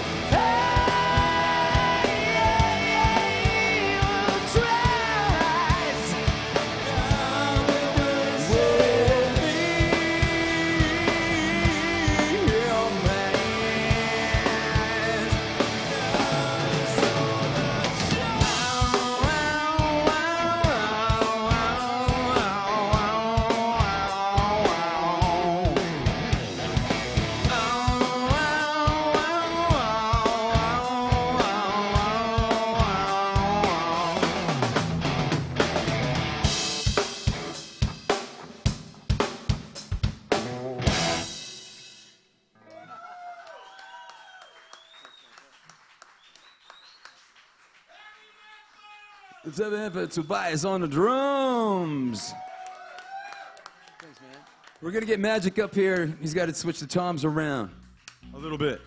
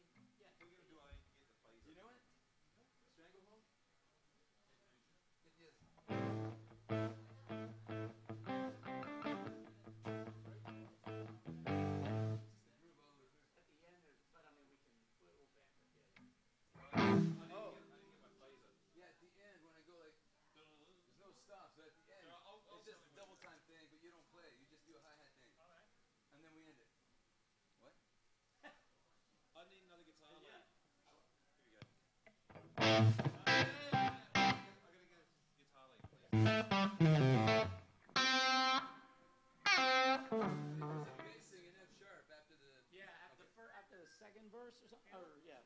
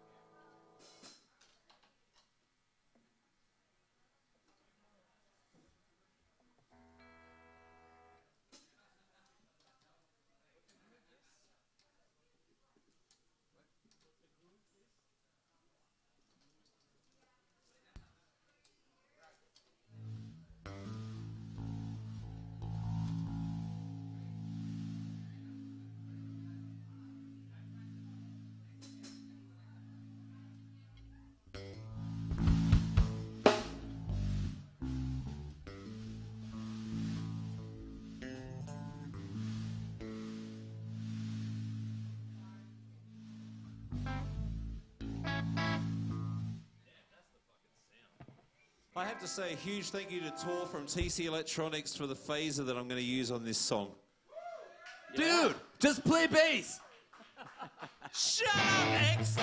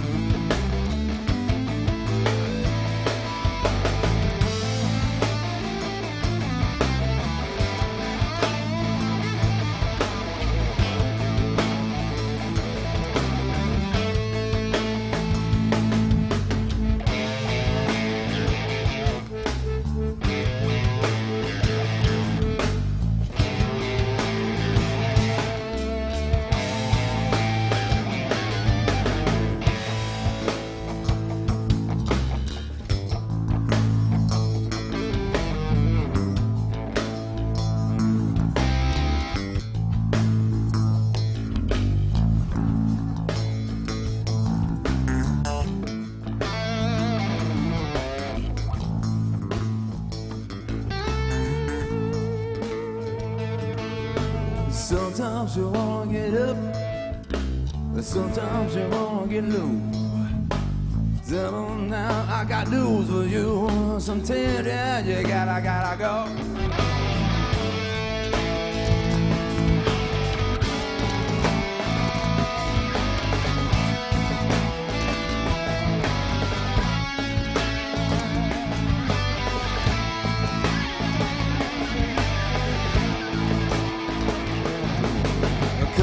Come on up. Come on, come on up. Come on, come on up. Come on, come on up. Come on, come on, come on, come on, baby. Come on, come on, come on, come on up. Come on, come on, come on, come on, baby. Come on, come on, come on. Now about in a fit still. You know you got to be right.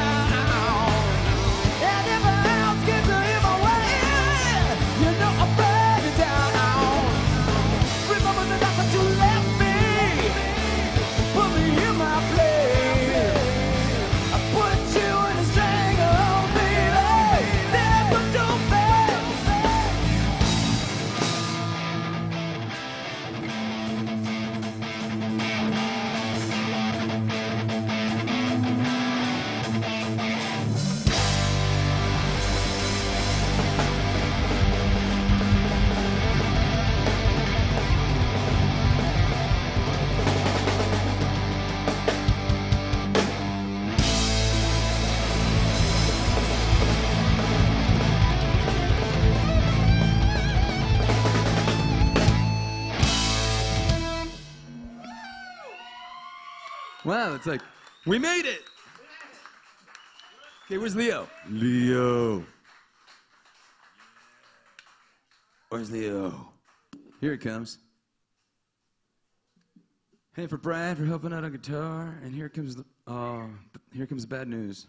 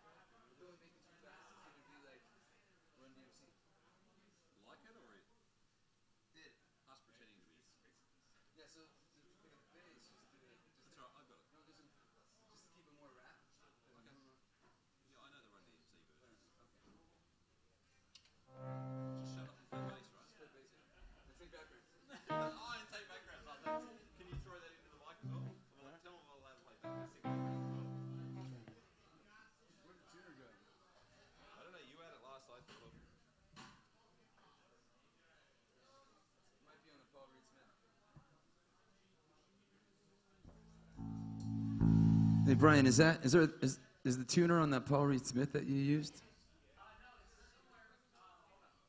Here it is. Here it is. Okay, good. Thanks, man. Oh, it's for him. Oh, okay, sorry. Okay, I'll check first.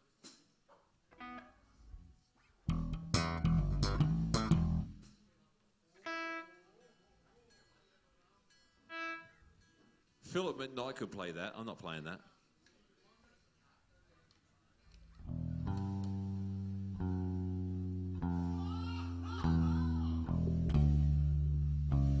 Dude, stop playing bass.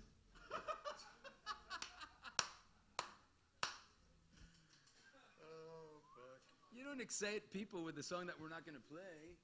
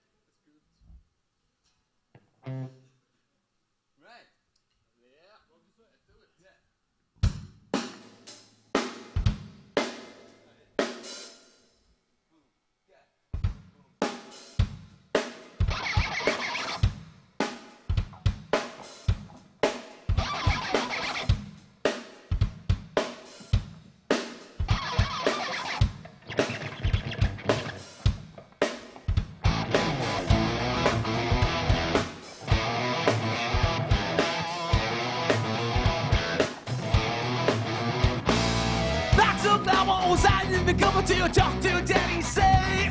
He said you ain't seen nothing till you're down on the bump, and then you turn a bit and change it away. I was a cheerleader, was a real bitter, all the times I could reminisce.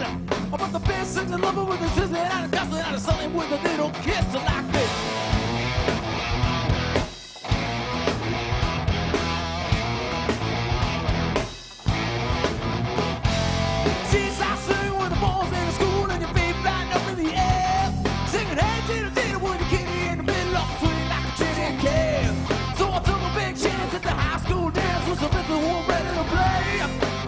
She's a fool because she knew what she was doing when she told me I was here to stay.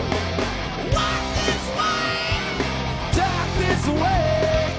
Walk this way, talk this way.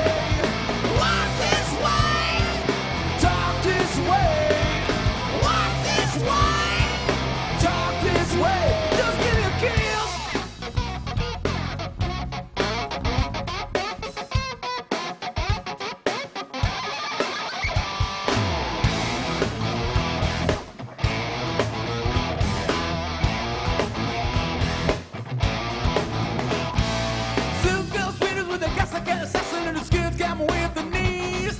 Three young ladies in the school gym like I wouldn't notice they was looking at me.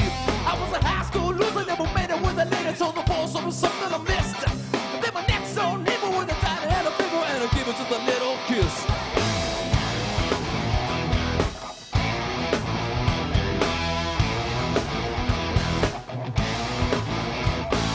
Seats outside with the balls in the school and your feet flying up in the air. Singing hey diddy diddy with the kitty in the middle of the swing like a didn't care. So I took a big chance at the high school dance, so the rest of him was ready to play. What's the bitch she's a fool, cause she knew what she was doing, just told me now all the way. Time to walk this way, talk this way. Walk this way, talk this way. Walk this way, talk this way. Walk this way, talk this way.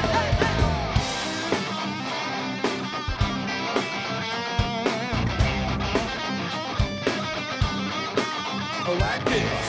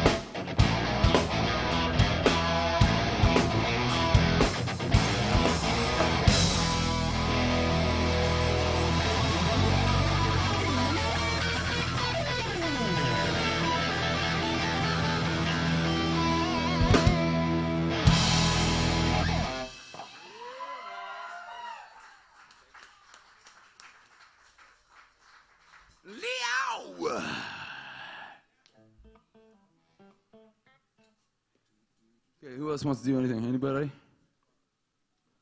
Now's the time.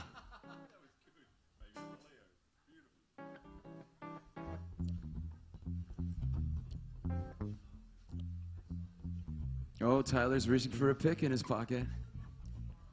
What are we doing, man?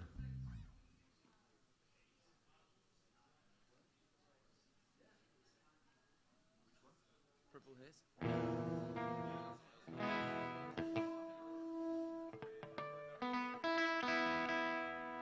Philip McKnight, can you come up and play bass if you're around, please? Is he here? Philip McKnight, is he still here? Tyler. Pixxy? It's coming up. Is Phil still here?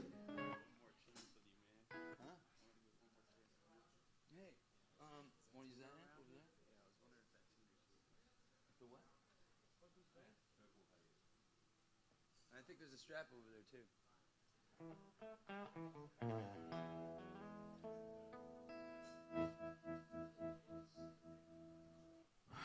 And then Robert Baker. All right, woo woo. And then, are you going to text me?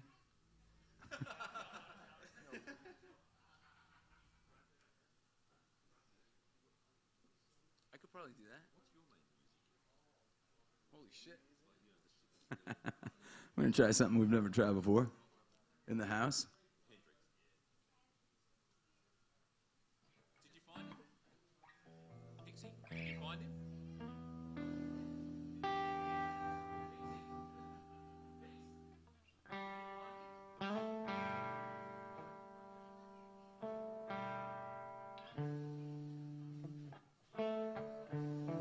For those of you at home, I'm sorry we can't seem to find Philip McKnight, so I can't get him to play bass. Sorry, but I tried to get him. Sorry.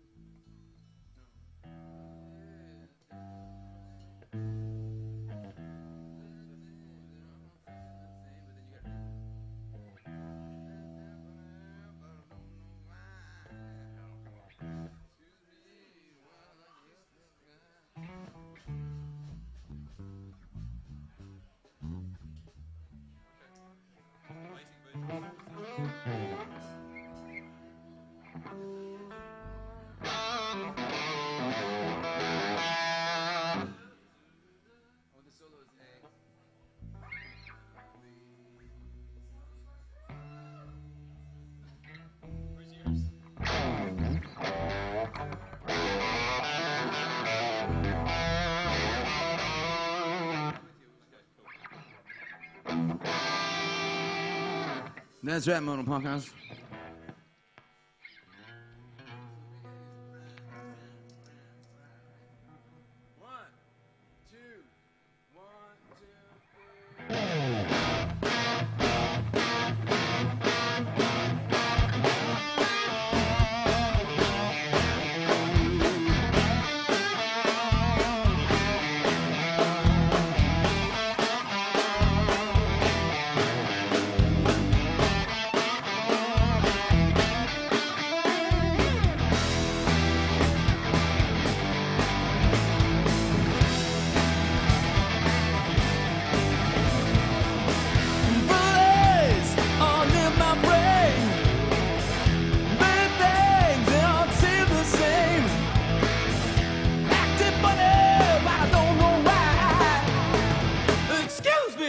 When I kiss this guy, privilege all in my all round. I don't know if I'm going up or down. Am I happy or misery? Whatever it is, that girl put a spell on me. Help me. Help me. Oh yeah, baby.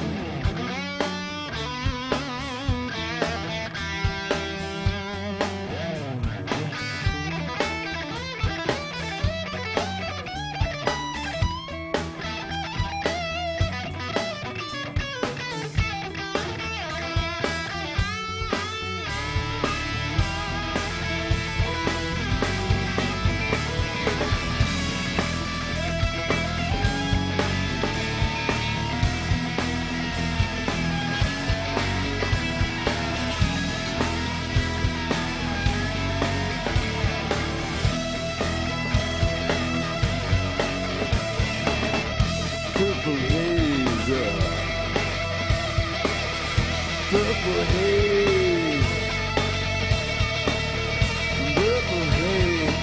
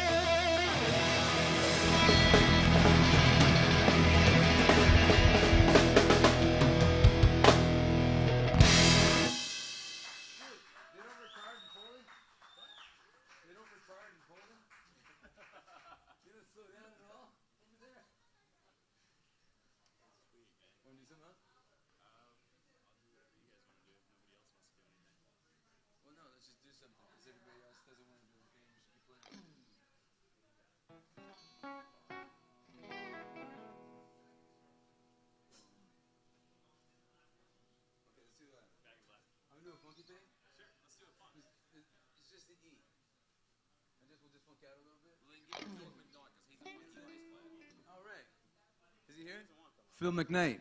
Oh my God, I see you practicing and I'm scared. Come on up, baby.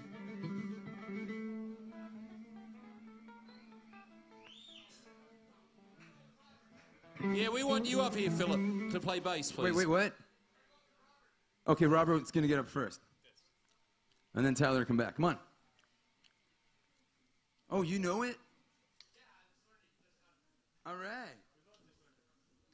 Now I'm really scared. Sometimes one needs to read comments because they're amazing. Oh, yeah, breathe in my ear. I'm not breathing. Sinner says, I used to think Henning was an asshole. Now he's an awesome asshole. That's better. Oh no, I thought it was gonna be I used to think, but now I know. You know, that kind of thing. But no. Thank you, Sinner.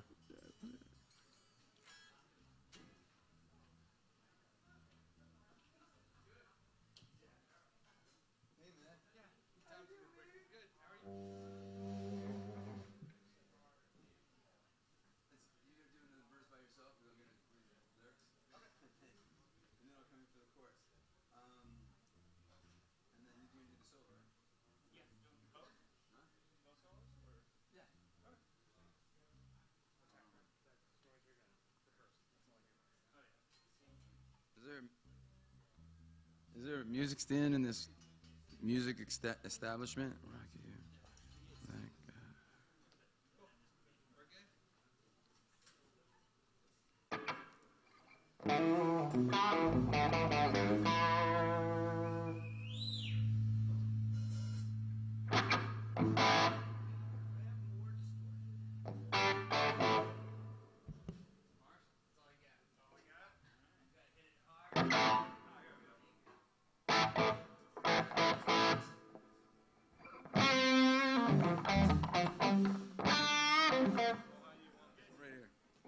Thanks, man. Okay, mic stand. Don't drop my phone.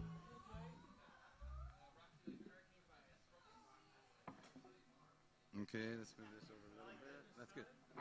It's not going to fall, right? Okay. Ready? I start. Rock it like a hurricane.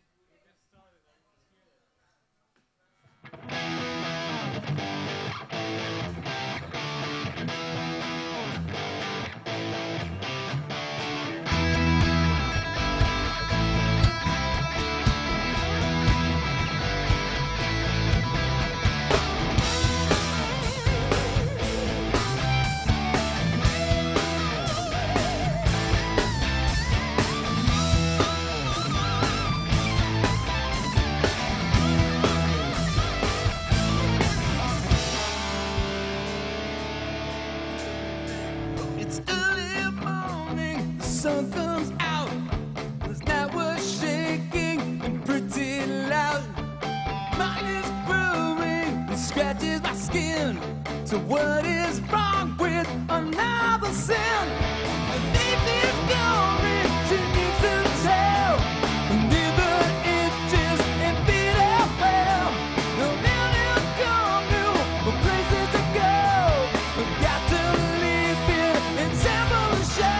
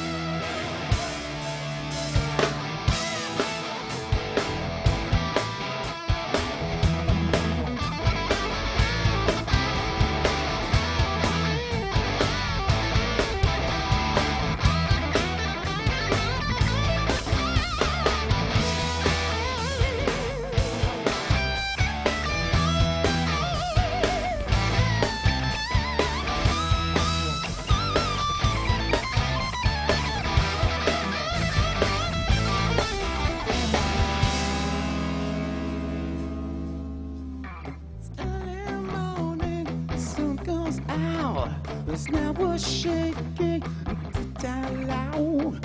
Get this pulling, scratches the skin. So what is wrong with another sin? Get this on with it is to tell. Don't give up inches and beat around. Days will come to places to go. I've got to leave this down for a show. Here I am, rock you like a hurricane. Come on now. Here I am, rock you like a hurricane.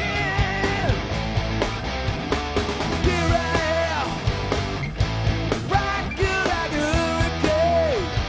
Come on now.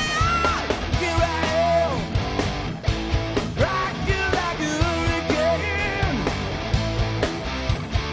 Here I am.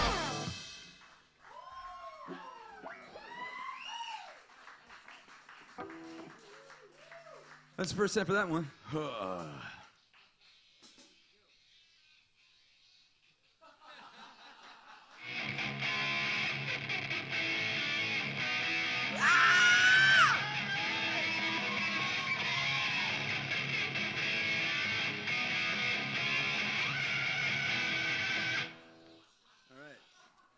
Yeah, that's my phone ring. What?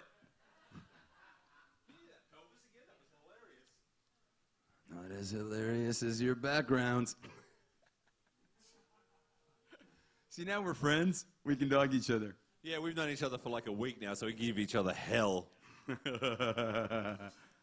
I take it back.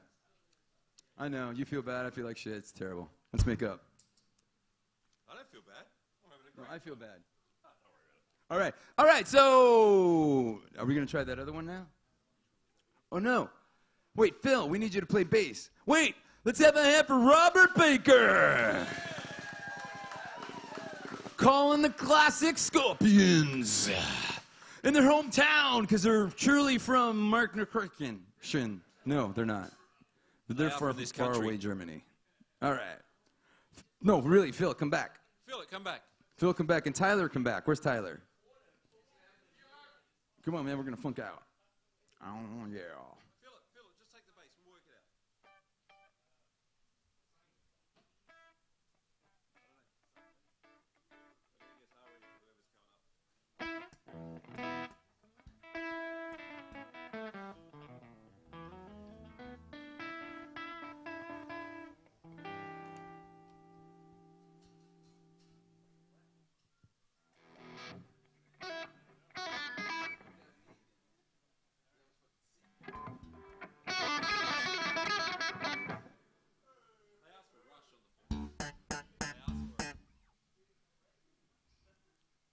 Wow. They asked for Rush on the forums. I gave them the little. No, really, wait. Wow. Do you want me to do it again?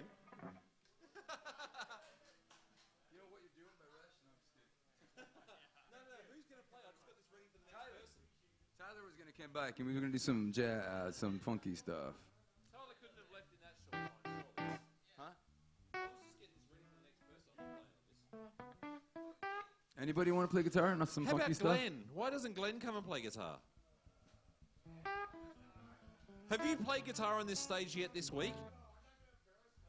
It's just a funk something. Come and play, Glenn. Okay, looks like. Well, you haven't played guitar all night. I don't need to play guitar on this. Henning, want to do some funky soloing? Come on, man.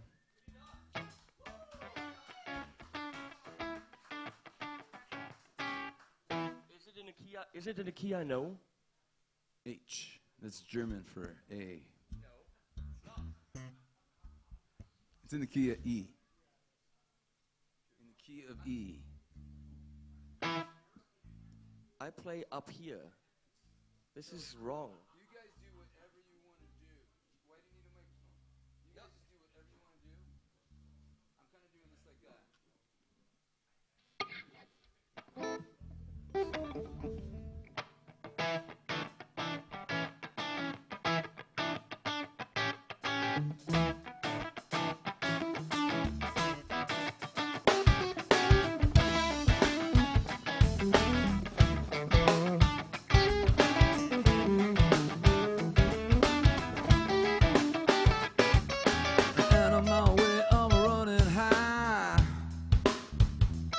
I'll take a chance with me and give it a try.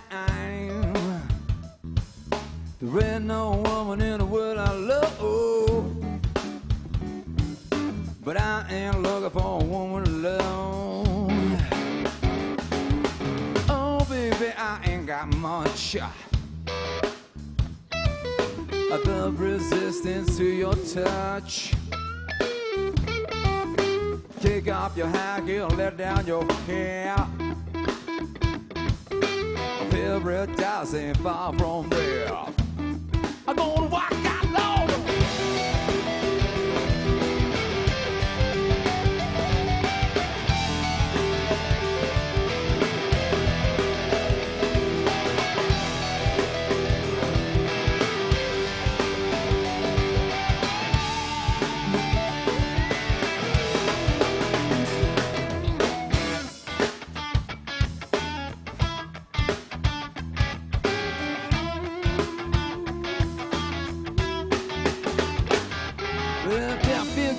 I'll never lie.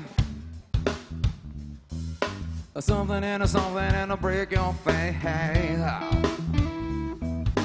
Lean over, let's turn out the light. Tonight is gonna be that night. Money man, body gonna take my leg. Someone, baby. No police to turn out the lights. Tonight is gonna be that night. I'm gonna walk out now.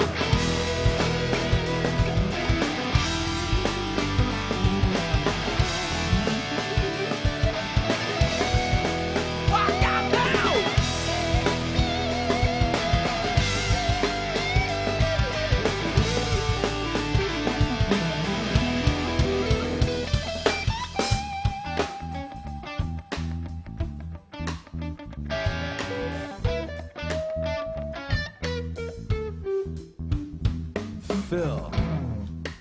Phil McKnight.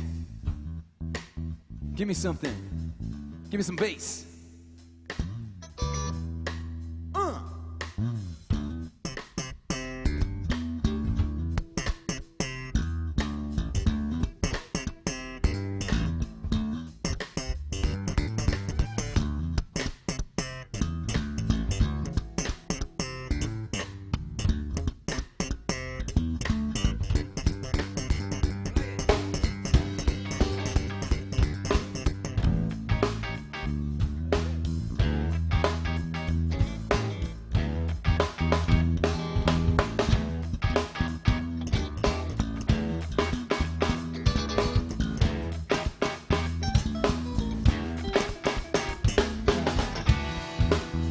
Get down, man, baby.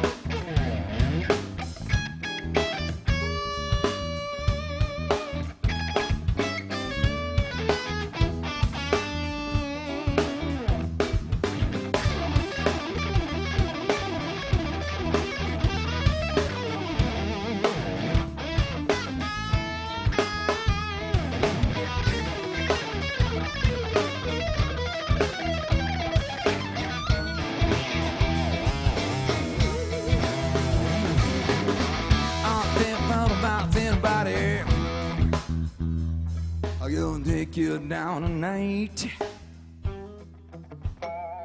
I'm gonna take you for a drink and lay it down.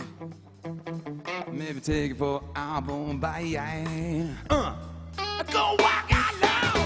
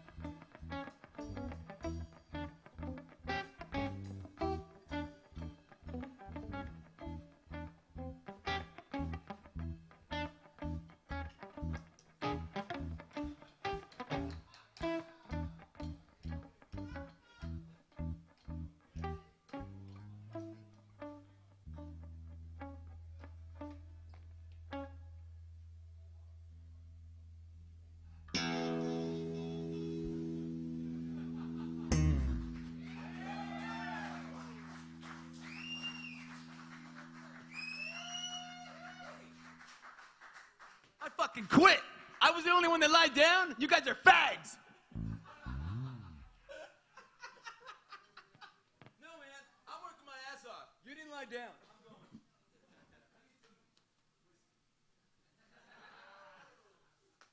What are we doing? I'm not playing. I don't know what it is. Yes. Of course. I'm up here now.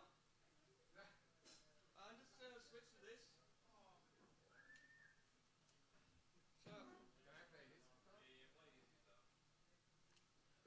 He ran away anyway.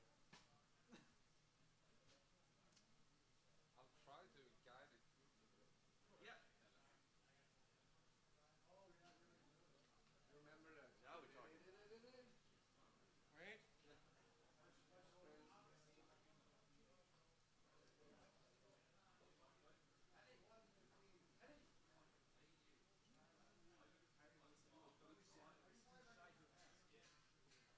After this? No. Whatever.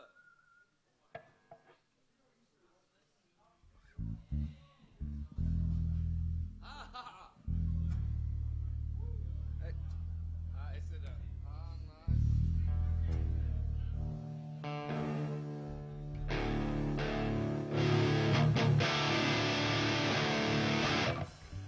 need to get it up here. Yeah. Me too. I need it there. I need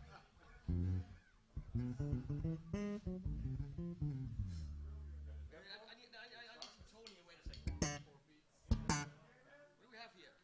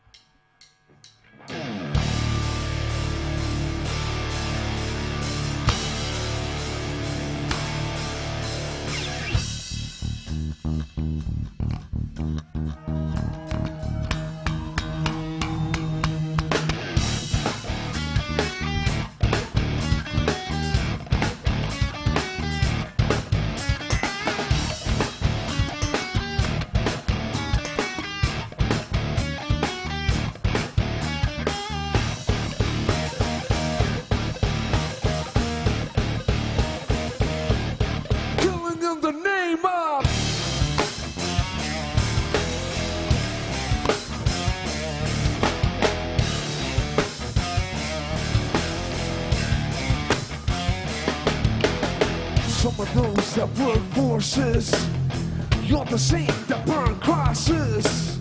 Some of those that work forces. You're the saint that burn crosses. Some of those that work forces. You're the saint that burn crosses. Some of those that work forces. You're the saint that burn crosses. Oh. Killing in the name of. Killing in the name of. Now you do what they told you. Come on. Now you do what they told you. Now you do what they told you. Now you do what they told you. Now you do what they told you. Now you do what they told you. Now you do what they told you. Now you do what they told you. Now you do what they told you. Now you do what they told you. Now you do what they told you. Now you do what they told you. Don't you die, just survive. We're on the bag, take your drugs away. Don't let die, just survive. We're on the bag, take your drugs away. Don't let die, just survive. We're on the bag, take your drugs away. Don't let die, just survive. We're on the bag, take your drugs away. Some of those that burn forces. You're the same that burn crosses. Some of those that burn forces. You're the same that burn crosses. Some of those that burn forces. You're the same that burn crosses. Some of those that burn forces. You're the same that burn crosses. Ah. Killing in the name of. Killing in the name of. Now you do what they told you. Now you do what they told you. Now you do what they told you. Now you do what they told you. Now you do what they told you.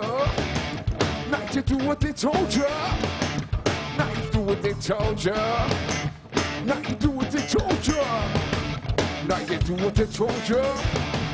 Now you do what they told you. Now you do what they told you. Now you do what they told you. Don't you die, just survive. We're on the bag, take your drugs away. Don't let die, just survive. We're on the bag, take your drugs away. Don't let die, just survive. We're on the bag, take your drugs away. Don't let die, just survive.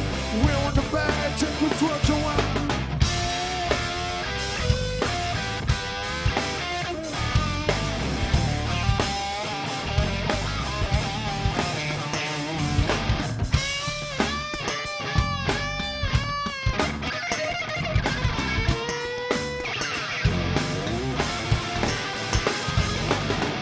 Fuck you, I won't do what you tell me. Fuck you, I won't do what you tell me. Fuck you, I won't do what you tell me. Fuck you, I won't do what you tell me.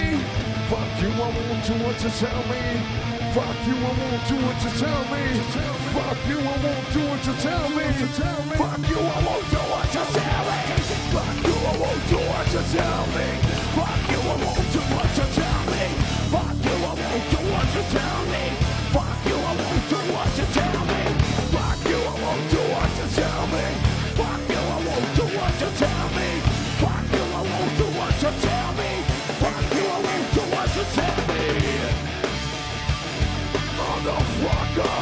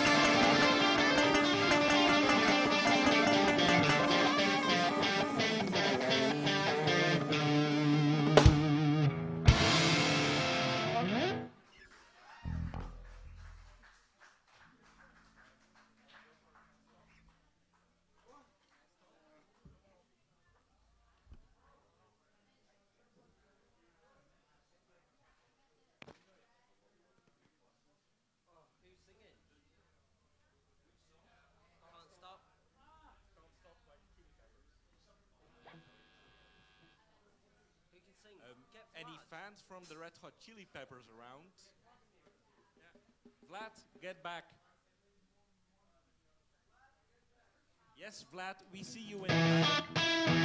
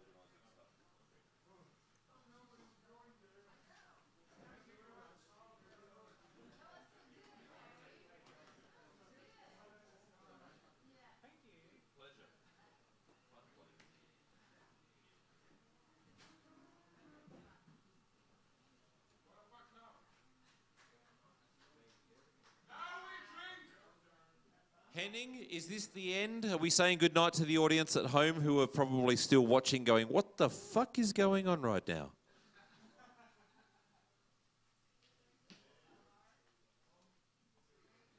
I'm gonna go with who sang here?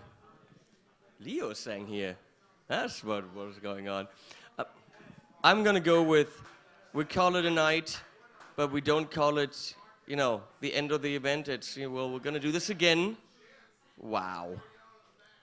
And wow. My comment is wow. Can't believe you all came, can't believe you all stayed, can't believe you guys made this happen. The companies, everyone. Wow. And everyone out there watching also. I'm gonna say wow. I'm not gonna say because penis, because, you know, that's just, that would be so lame. But because penis. See you guys next year. And, well, of course, on Monday, back to the grind, making videos about stuff. All of us. Except Phil. I don't know what he's doing. So, get the fuck out of here. Animals at the fucking end.